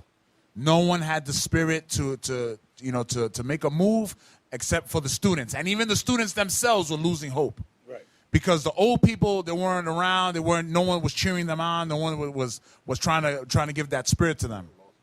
Right. Exactly. It's a lost generation. That's why you need constant exhortation. Even in this work, being in the work that we have undertaken, brothers and sisters, remember, we're talking about a new kingdom coming. We're talking about the unification of a destroyed people. It's going to make the powers that be angry. Some of us may be in prison. You have to know how far are you willing to go to get this gospel out. Some will be put to death. Don't worry, don't get scared. Listen, if I get put to death, y'all better keep it going. Or else I'm going to ask the Lord to send me back and haunt you. Boo, nigga. Yeah. What's that noise? What's that noise? Let's go back to the article, the 8 atrocities. We read Cornelius. Ponce Massacre. Let's read that, Captain Isaac. Ponce Massacre. The Ponce Massacre, which took place on March 21st. I got to show you. Go ahead, keep talking. I'm going to send you some pictures. 1937 was one of the most violent episodes in the history of the 20th century in Puerto Rico. The activity was announced in El Mundo newspaper on March 19th, indicating that the meeting of the Nationalists in Ponce and adjacent areas would be at 2 p.m. in front of the Nationalist Party headquarters in Ponce. That morning, Colonel Orbeta, the chief of police, traveled to Ponce with the intention of prohibiting the nationalist activity. A week before, the Nationalists had requested authorization for the march from Mayor Jose Tomas Diego, who was away from Puerto Rico on vacation and had left Dr. William Jelpi as acting mayor. Jelpi authorized Casimiro Berenguer, the military instructor of the Cadetes de la República, to disseminate information to the effect that permission had to be granted by Mayor Tomas Diego. The Nationalists had filed the request despite the fact that the laws of Puerto Rico allowed parades or public acts to be held without the need to ask permission. Right. I want to show this next picture that I think he's a soldier or he's an officer, Joel from Columbus, Ohio, sent me. Soldier. Can you put that up? Of Pedro Albizu Campos. This is, remember they said he's insane. We didn't do anything to his skin. We didn't burn him. Do y'all see this, what they did to the man in prison? Jack the brother up. So this is why you had people like Oscar Rivera Lopez, the Fawn, going against the United States government. And then people go, oh, he's so evil. They're so, no. I understand the mindset, why they did that. Okay? I remember at work, they were upset, my office, they were mad about, who was it? What's the sister's name who fled to Cuba? Asada Shakur. They would say, yeah, we got to get her. And they were mad about Mumia Jamal. What's his name? Mumia Abu Jamal. Thank you. They were about him about possibly being released. And they were going around, right, we should petition. I said, I ain't petitioning nothing. You say, Esau get red. What do you mean? Aren't you one of us? I said, listen, stop. During this time, I said, if you want to hear me speak, I'll say something. I'll keep it limited, though. I can only say but so much. During this time, during the Revolution, white cops were used to butcher, falsely arrest, and do all kind of evil against black and Hispanic people. So I don't agree with you with what you're saying about what they did. I agree with what they were doing because of the evils you were perpetrating against us. Oh, they was mad. I said, let's all go to lunch now and have a good day.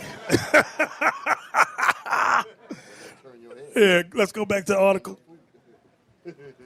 Go back to that article. The number 8 I'm talking about. Is this it? Let's go to the next number. This is too long. Let's go to the next one. The pill. Okay, let's read this. The third atrocity. Let's read that. The pill. In the early 1950s, the Puerto Rican women were used for experimentation in the making of the first birth control pill. Damn. The pill was invented by Dr. Gregory Goodwin Pincus, but strict laws in the U.S. didn't permit full-scale experimentation. In 1955, Dr. Pincus and his colleague, Harvard obstetrician and gynecologist Dr. John Rock, visited Puerto Rico and then decided it was a perfect place to test out their pill due to the lack of anti-birth control laws.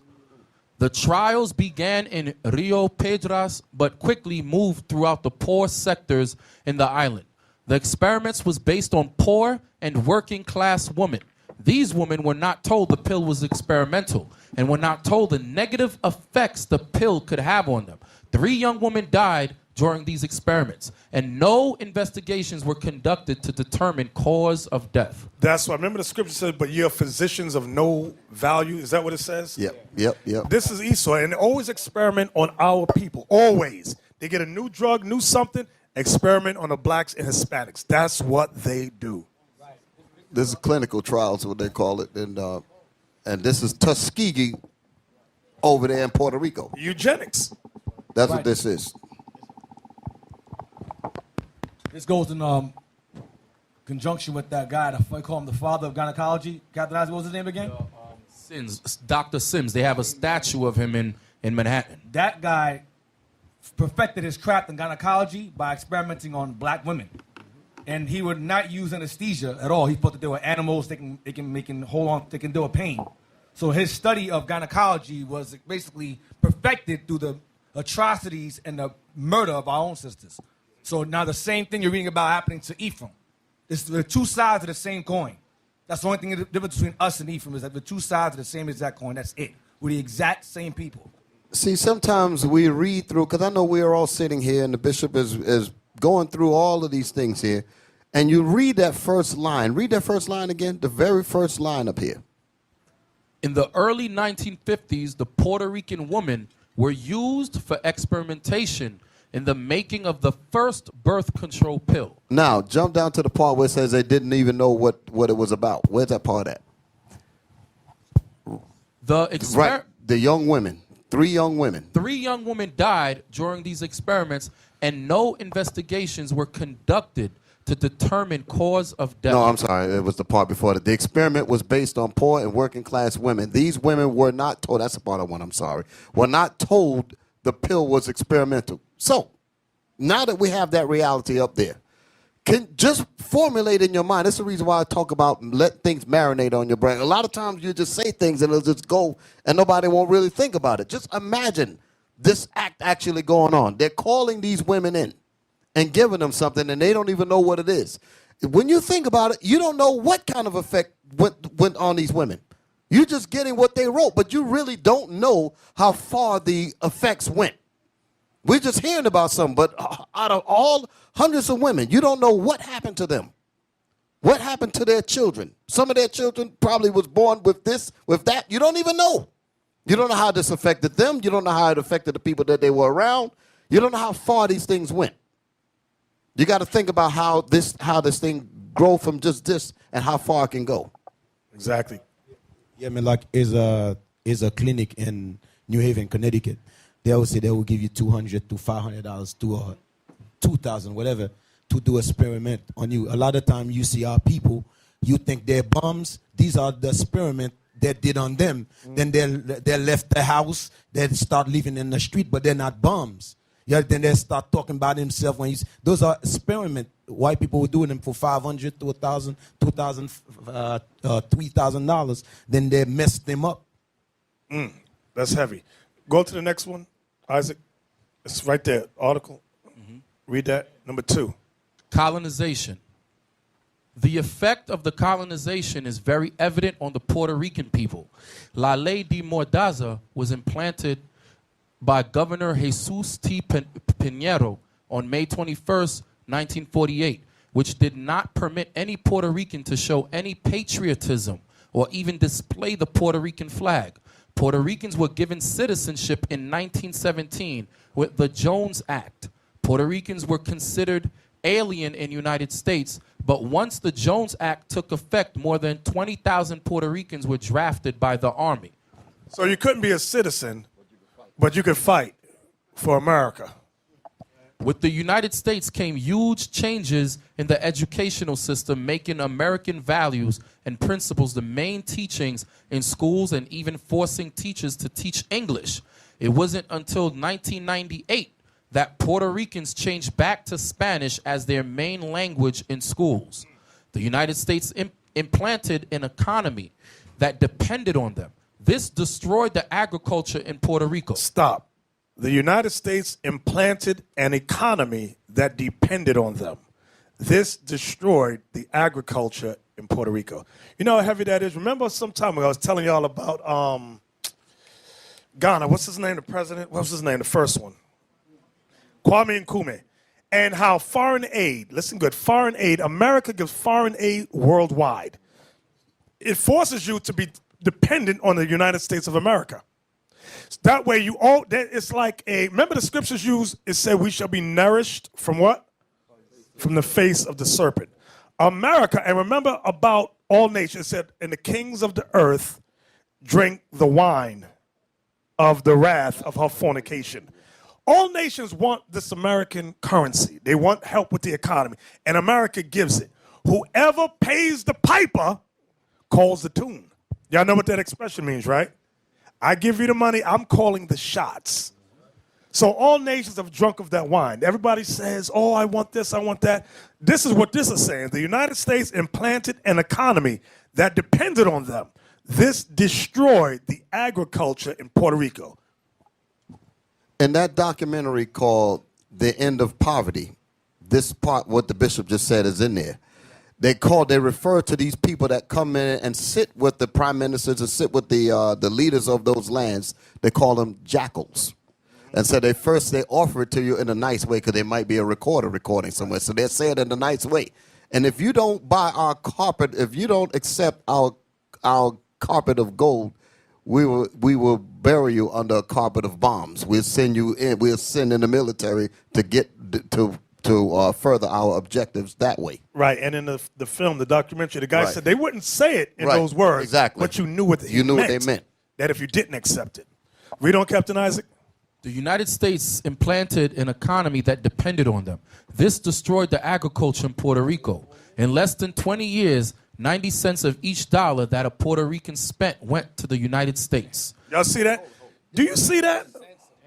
90 cents. 90 cents of a dollar went to America. Went to America. You got a dime. That was it. And then you probably had to pay taxes on that. And when you ask yourself why, that's because, let's say, America gave Puerto Rico, let's say, $8 billion for their help in their economy. You got to pay that back. If they don't give you the money they don't give you that wine for free. I'm saying it like that for a reason. Now you got to pay back. So now comes 90 cents out of each dollar. Now you left with a dime. That's some heavy. This is how everything got destroyed over there. And it's not just Puerto Rico. Understand, they was doing this all through Africa. They're still doing it. Go ahead. Read on. This made Puerto Rico one of the poorest countries in America. The Puerto Ricans still do not have a defined status. Puerto Rico has one of the worst economies in America and an unemployment rate of more than 16%. Puerto Ricans don't have the same rights for their Social Security or even veterans benefits, even though they meet the same requirements than the people that live in the States. Exactly. See, they didn't speak Spanish until 1998. That's when it became They went back to the language, like we read Captain Joshua said, that's why Puerto Rican Spanish is so messed up.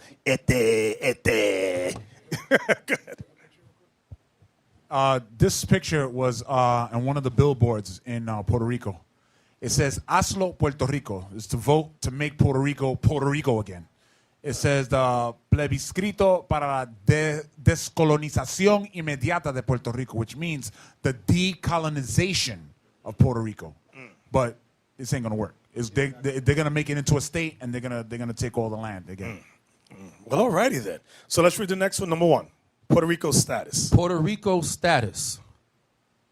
Puerto Rico has been a U.S. territory for more than 100 years and has been defined as a commonwealth since 1952.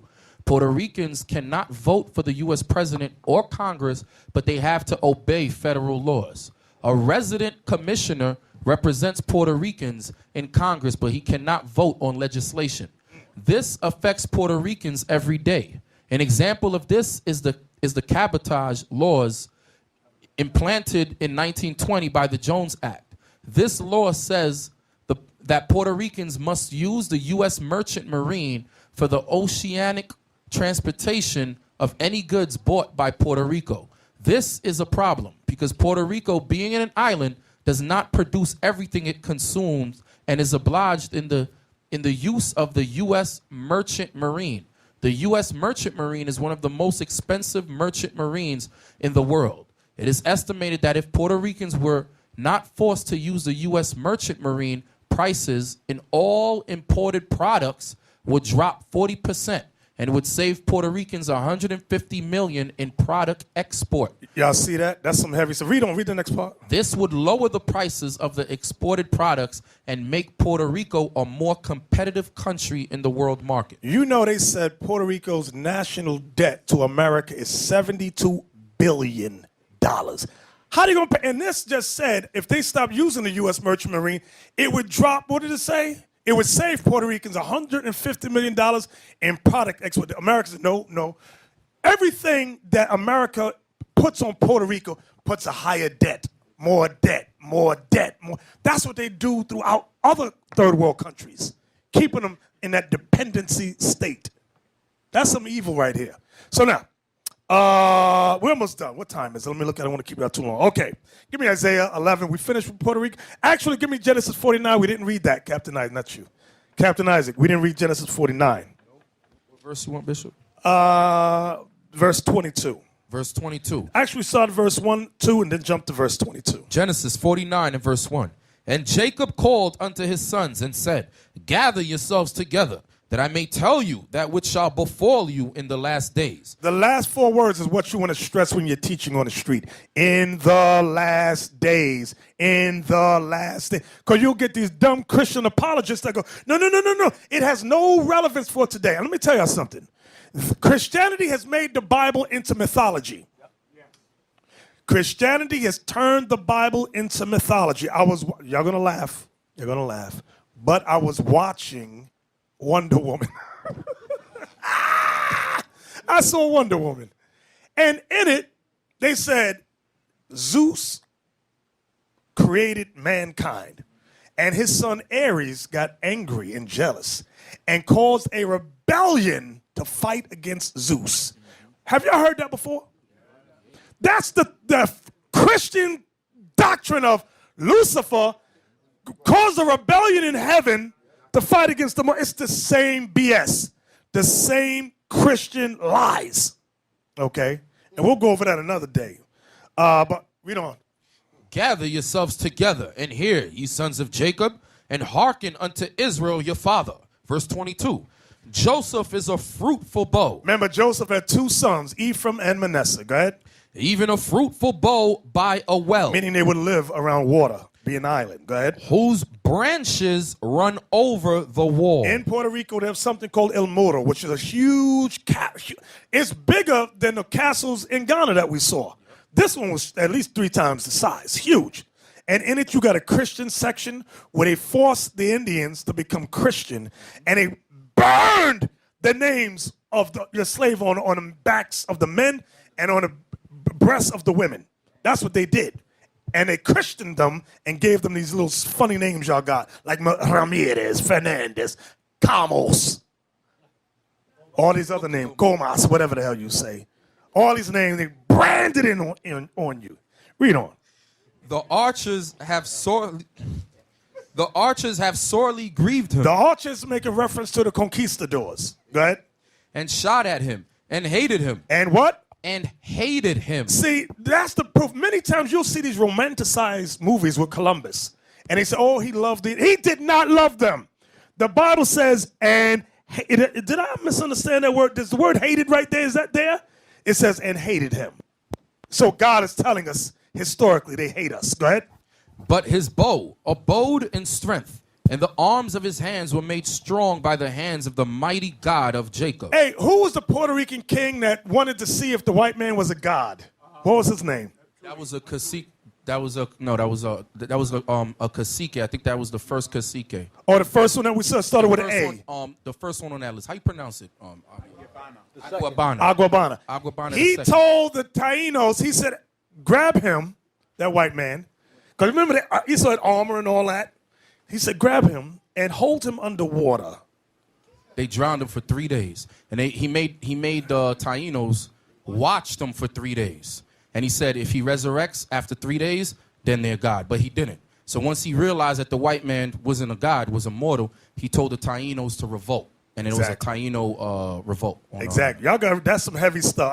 I got a good laugh on that. Right. And Noah says that he hated them. It goes back to them being unfortunate subjects. To that article earlier. Them being unfortunate, being lazy. Right. That goes back to them hating him. It's the same exact spirit. And the same exact people. Look at that. Do y'all see a cross that they're putting them up on? That is a cross that they're hanging him up on. And that was a drawing that they did. Okay. Read on, Captain Isaac. What verse you at? Verse 25. Go ahead. Even by the God of thy father who shall help thee, and by the Almighty who shall bless thee with blessings of heaven above. That means good weather. Go ahead. Blessings of the deep that lieth under. That's the fish and the wealth that was under the water. Go ahead. Blessings of the breast and of the womb. That means Ephraim had it. That's what Ephraim means. I am fruitful. They have a lot of children. Go ahead. The blessings of thy father have prevailed above the blessings of my progenitors unto the utmost bound of the everlasting hills. Right. So Jacob was saying the blessings that came upon your father Joseph was greater than the blessings that my father Isaac got. Go ahead. They shall be on the head of Joseph and on the crown of the head of him that was separate from his brethren. Remember, Joseph was separate from his brethren. So now, give me, we're almost done.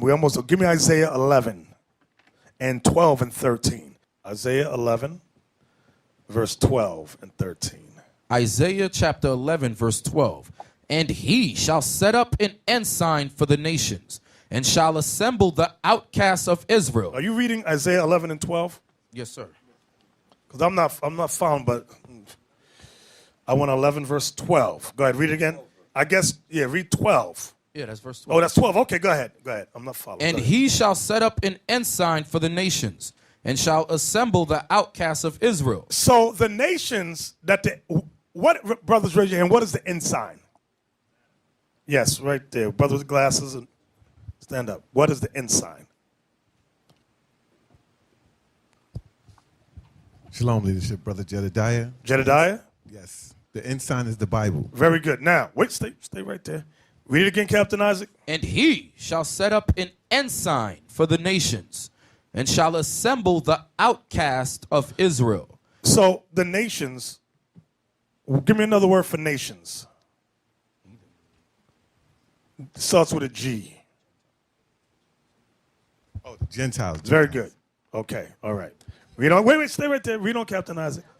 And shall assemble the outcast of Israel. So these nations that we're going to hold a standard, the ensign up to, are the outcasts of Israel, correct? Yes. Go ahead. And gather together the dispersed of Judah from the four corners of the earth. So number one, we're going to gather together the dispersed of Judah. See, thank you. Have a seat. It's getting a little long there. But I'm going to come back to you, Jedediah. I'm coming back to you. But I want y'all to see. Read that part again, Captain Isaac. And the And he shall set up an ensign for the nations, and shall assemble the outcasts of Israel, and gather together the dispersed of Judah from the four corners of the earth. Read. The envy also Stop. No, that's what I don't want that part yet. What I want y'all to see is that our job, our mission, is to gather the outcasts of Israel, which are scattered throughout the earth. Okay? That is what the world calls the diaspora, that nobody no longer wants to talk about. Nobody wants to talk about the forced migration, the colonialization of our people, the sub-Saharan slave trade, nobody talks about it. But that is what this Bible is talking about. I want everybody to understand that. And it's on this side of the world and the other. Real quick, Captain Isaac, I forgot this one. Give me Hosea chapter 11. I should have read this earlier. Hosea chapter 11, it just popped in my head. Hosea 11 verse 10. They shall walk after the Lord. He shall roar like a lion. When he shall roar, then the children shall tremble from the west. That's this side of the earth. We're in the Western Hemisphere. Okay? So that precepts, write this down, that precepts with what we had read earlier in Deuteronomy. Go back to the Isaac, Captain Isaac. Deuteronomy is the 33:17. This is the precept. Somebody help Captain Isaac. Deuteronomy 33:17. Go ahead. His glory is like the firstling of his bullock, and his horns are like the horns of a unicorns. With them he shall push the people together to the ends of the earth. Now go back to Hosea 11 and 10 again.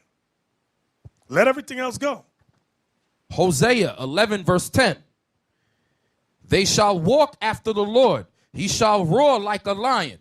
When he shall roar, then the children shall tremble from the west. How did they get to the west? Because Ephraim and Manasseh pushed them to the other sides of the earth. That's what it's talking about. So use those two precepts together. So because remember, we were in the east. How did they get to the west? Ephraim and Manasseh brought them here.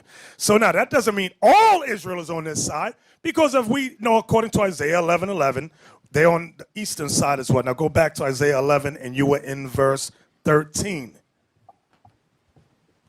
I'm going to hit y'all with something. Watch this. Isaiah chapter 11 and verse 13.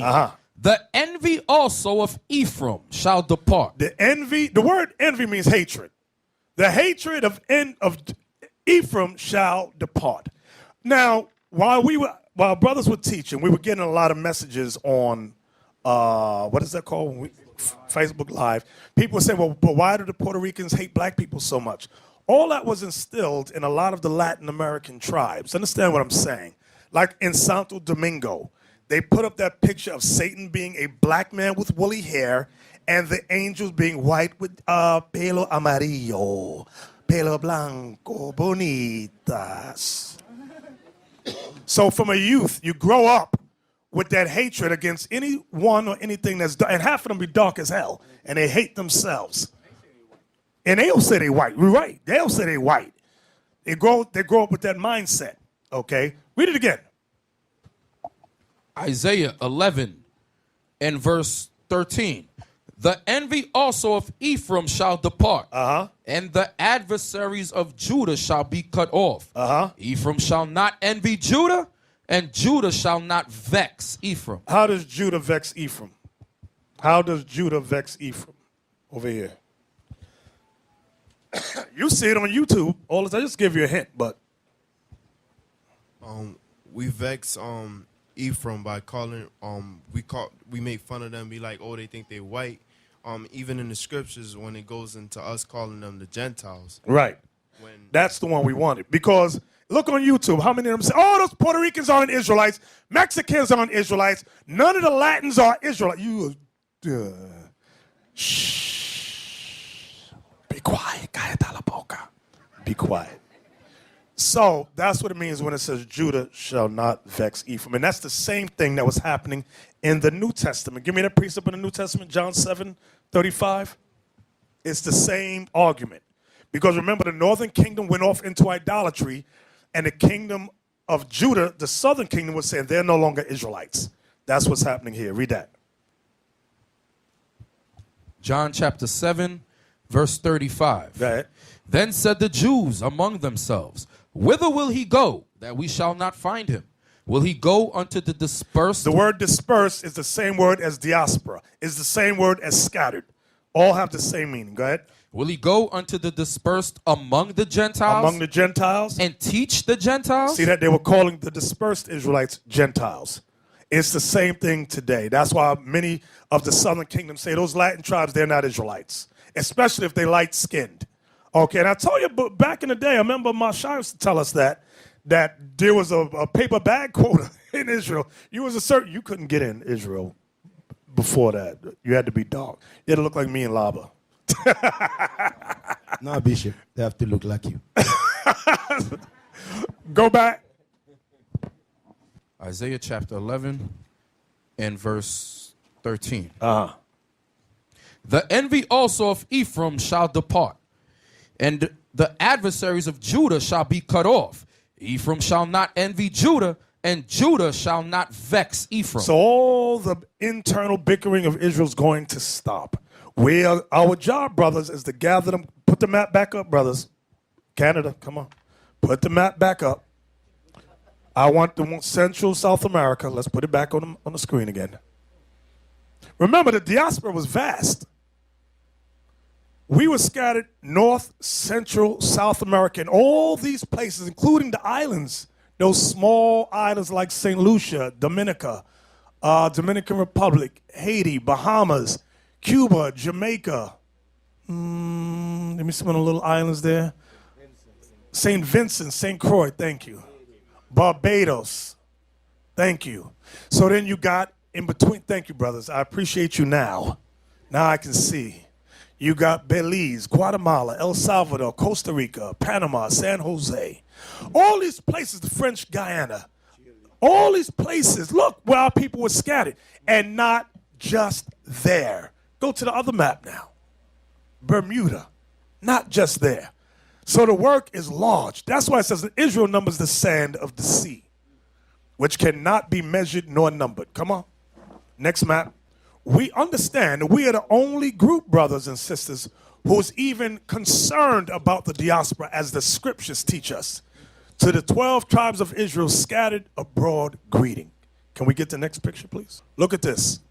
As we have proven in past lessons, our people scattered in Mauritania, okay, Morocco, Tunisia, Libya, Egypt, Algeria, all these places, I don't know how to pronounce Eritrea, okay, Mali, Nigeria, Cameroon, the Congo. Our people are still there, okay? And listen, it's not our job to make them believe they're Israel. It's our job only to teach, and whoever comes. Give me a scripture in John 10 where Christ said, my sheep. Our job is not to force them to believe nothing. Our job is simply, Christ said, what did he say?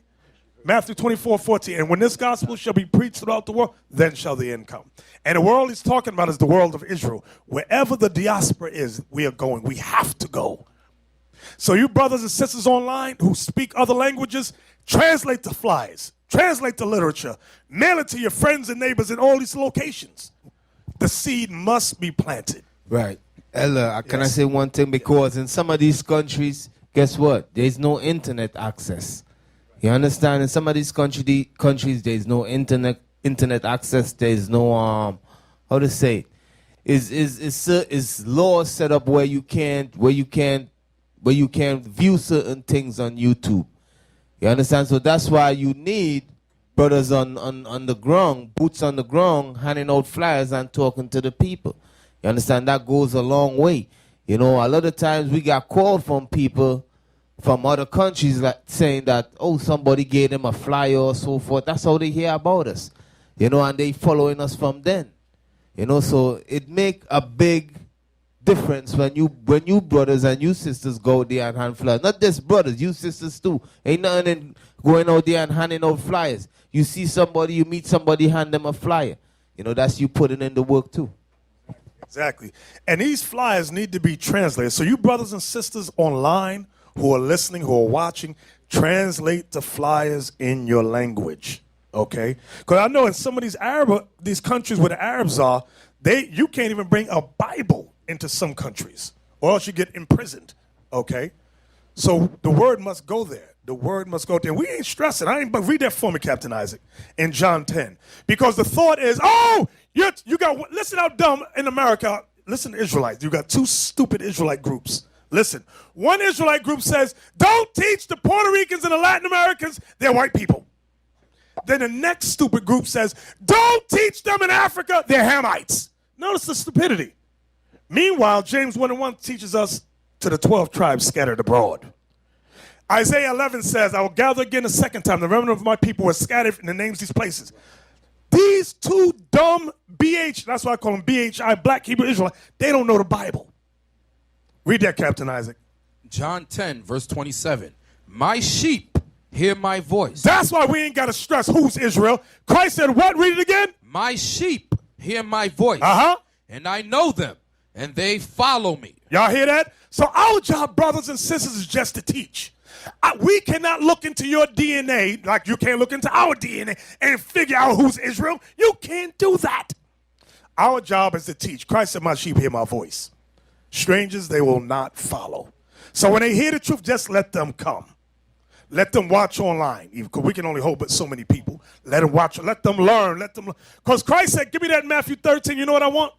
About the wheat and the tares. But brother, what if somebody is of another nation and come up? That's not our job to bug out on that. If we see him in the midst of sin, we believe us, we're going to throw him out. But let's say this, we don't know, we can't tell. Watch this. You know what I want, Captain Isaac?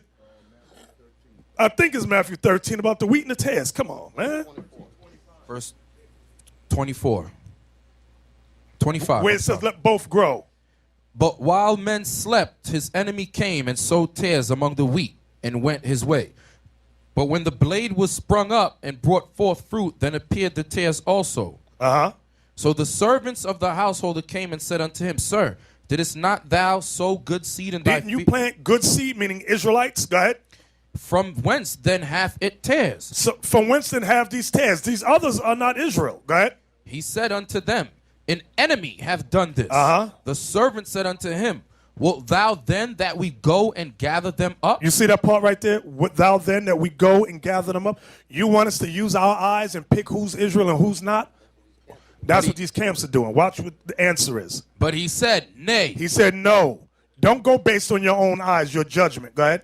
Lest while ye gather up the tares, lest while you kicking out the ones you think is not Israel, ye root up also the wheat with them. You root up the real Israelites. You make a mistake.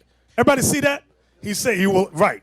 Go ahead. Let both grow together. Let both grow together until the harvest. Until the harvest. And in the time of harvest, I will say to the reapers. The reapers are the angels. Go ahead. Gather you together first the tares. Gather together the tares, those that are not Israel. Go ahead. And bind them in bundles to burn them. Let them be roasted in a nuclear fire. Go ahead. But gather the wheat into my barns. But my people, the Israelites, gather them together in my barns, which is the chariots. The angels are going to do. The angels are going to do that. So understand that. Okay, understand that. So, Zephaniah 3:10, please. Zephaniah 3:10. And give me Babylon and Timbuktu. What time is it? I know I'm keeping you on a little bit. This is for the dummies that say there's no Israelites in Africa. I want the one about the rivers. Read, Isaac. Zephaniah 3:10. From beyond the rivers of Ethiopia, my suppliants, suppliants, even the daughter of my dispersed shall bring mine offering. In that day shalt thou not be ashamed. How are you going to read that and then say there's no Israelites in Africa? You have got to be dumb as a rock. Read it again, please. From beyond the rivers of Ethiopia. From beyond the rivers of Ethiopia. They have several main rivers in Ethiopia that go from the east towards the west. Go ahead.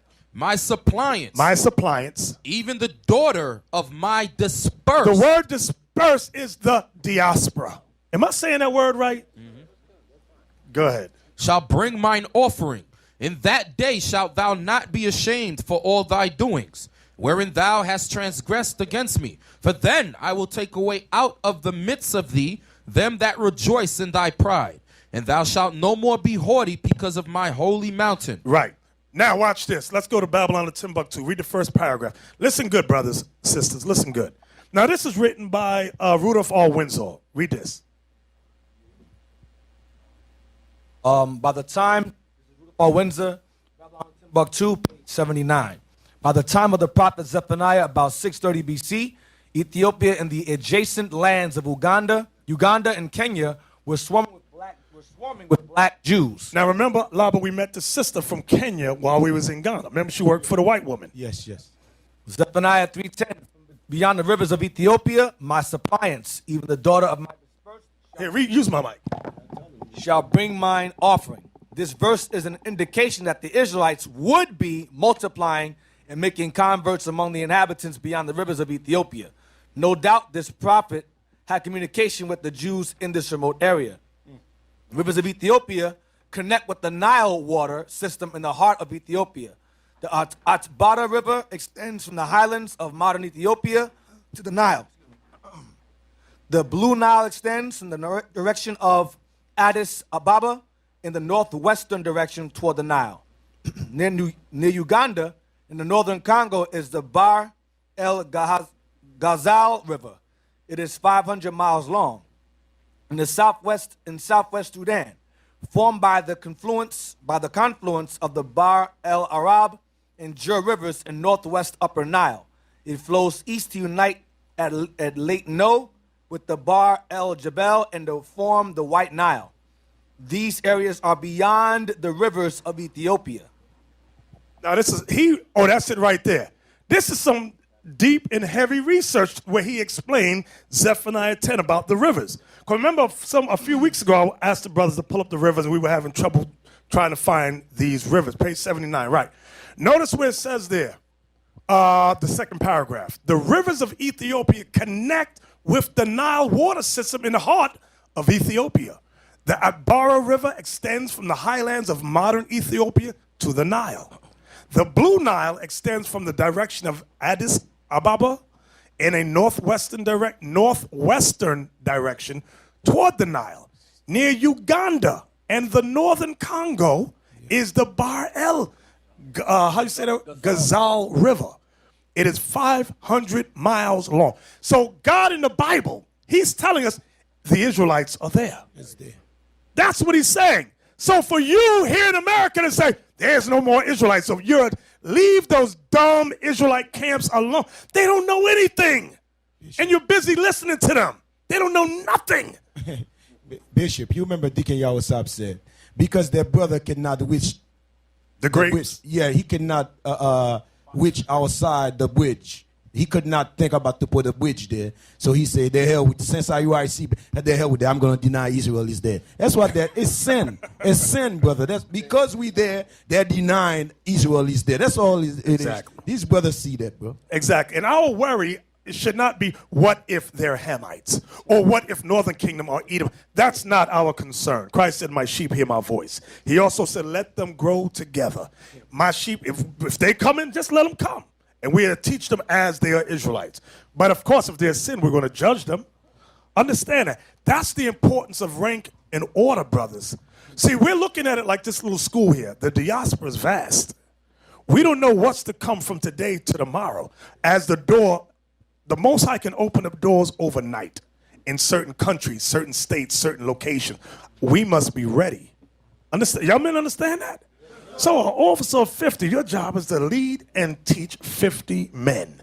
Officer 10, you take these 10 people right here and you teach them, so forth and so on.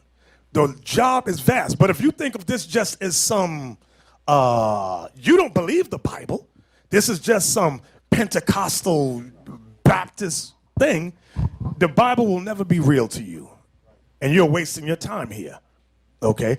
Because this job is real. I see it. I don't know about you, brothers. You captains understand what I'm saying? This profession is real. Okay, we have to gather our people who've been colonialized, subject to, and remember when they colonialized us, they put us into, we were subject to the sub-Saharan slave trade, transatlantic slave trade. They did a job on us, changed our identities, our language, our culture, our heritage. So we're all divided in these various groups. Y'all know what I'm saying? Yeah, please. Like our people in Mauritania who think that they're Islamic. They speak a total different language from us, Arabic, some form of Arabic. We can't communicate with them unless there's some here that speak English and or Spanish, and they can, oh, I know what they're saying. I'm going to translate this. Our people in Brazil who speak Portuguese, you know, anybody here speak Portuguese? 2 brothers. Well, all praises to the Most High. See, Captain Zeph was talking about going to Brazil, but I said he ain't ready yet. You all know what's going on in Brazil. You be looking around, and the Lord said, wow. Brother, get back in the spirit. That's a man.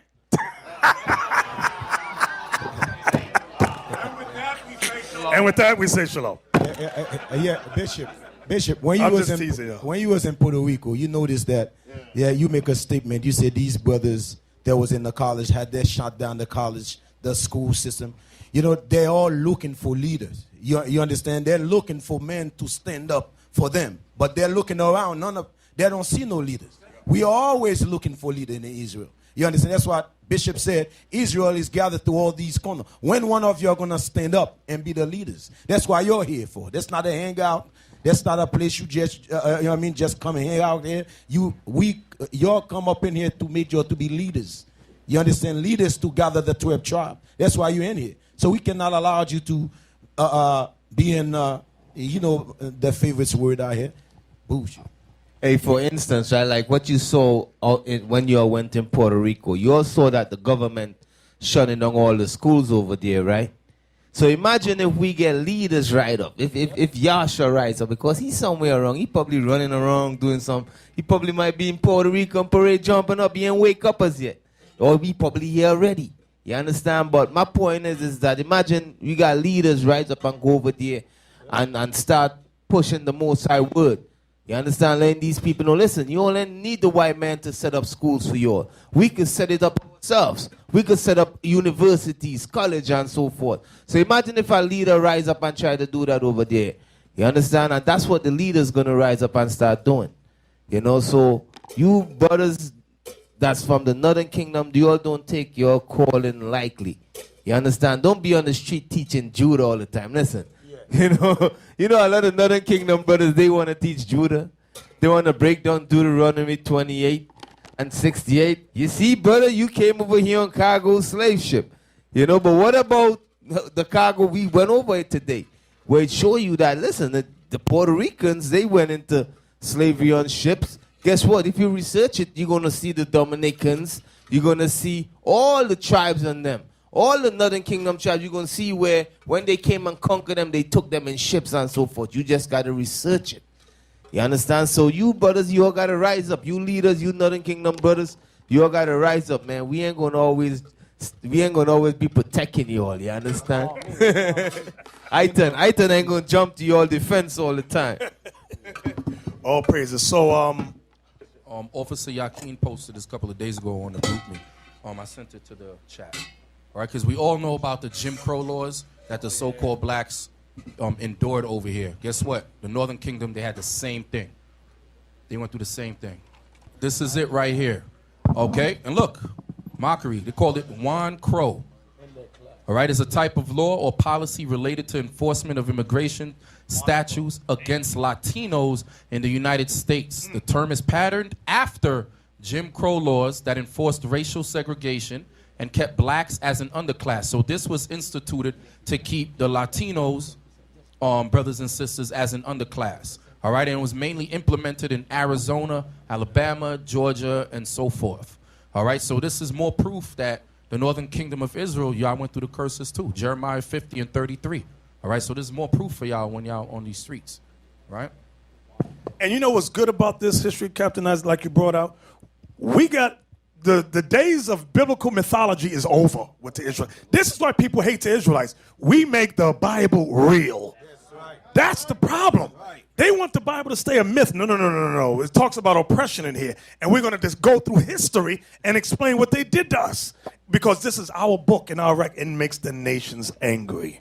So we have to know our history, okay? And that's why, brothers, some of y'all want to travel with us over to Africa. We got to know a little bit of that history. That's why I put up the movie about Lumumba. Look at it. With the sister, she says she's going to try her best and open up some doors for us. We're going to leave you light ones back, Dick, or we don't want them to eat your fingers. No, I'm joking. I'm just messing with y'all. I'm joking. But we got it boots on the ground over there. I'm in one place of Nigeria. I was speaking with Officer Ashan.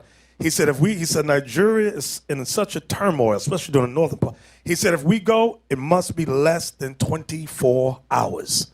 He said, we'll be in a bed sleep, door get kicked open, black bag put on your head, and you gone.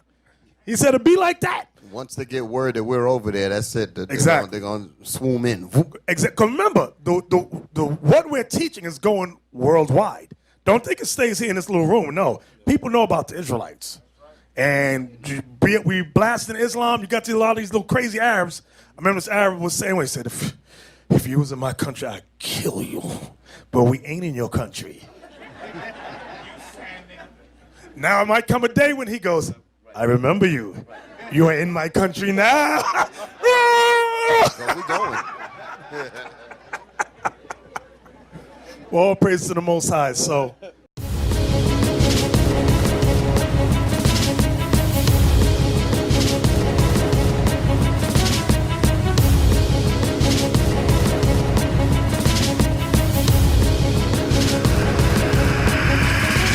Shalom, Israel. I'm Elder Nathaniel, Israel United in Christ.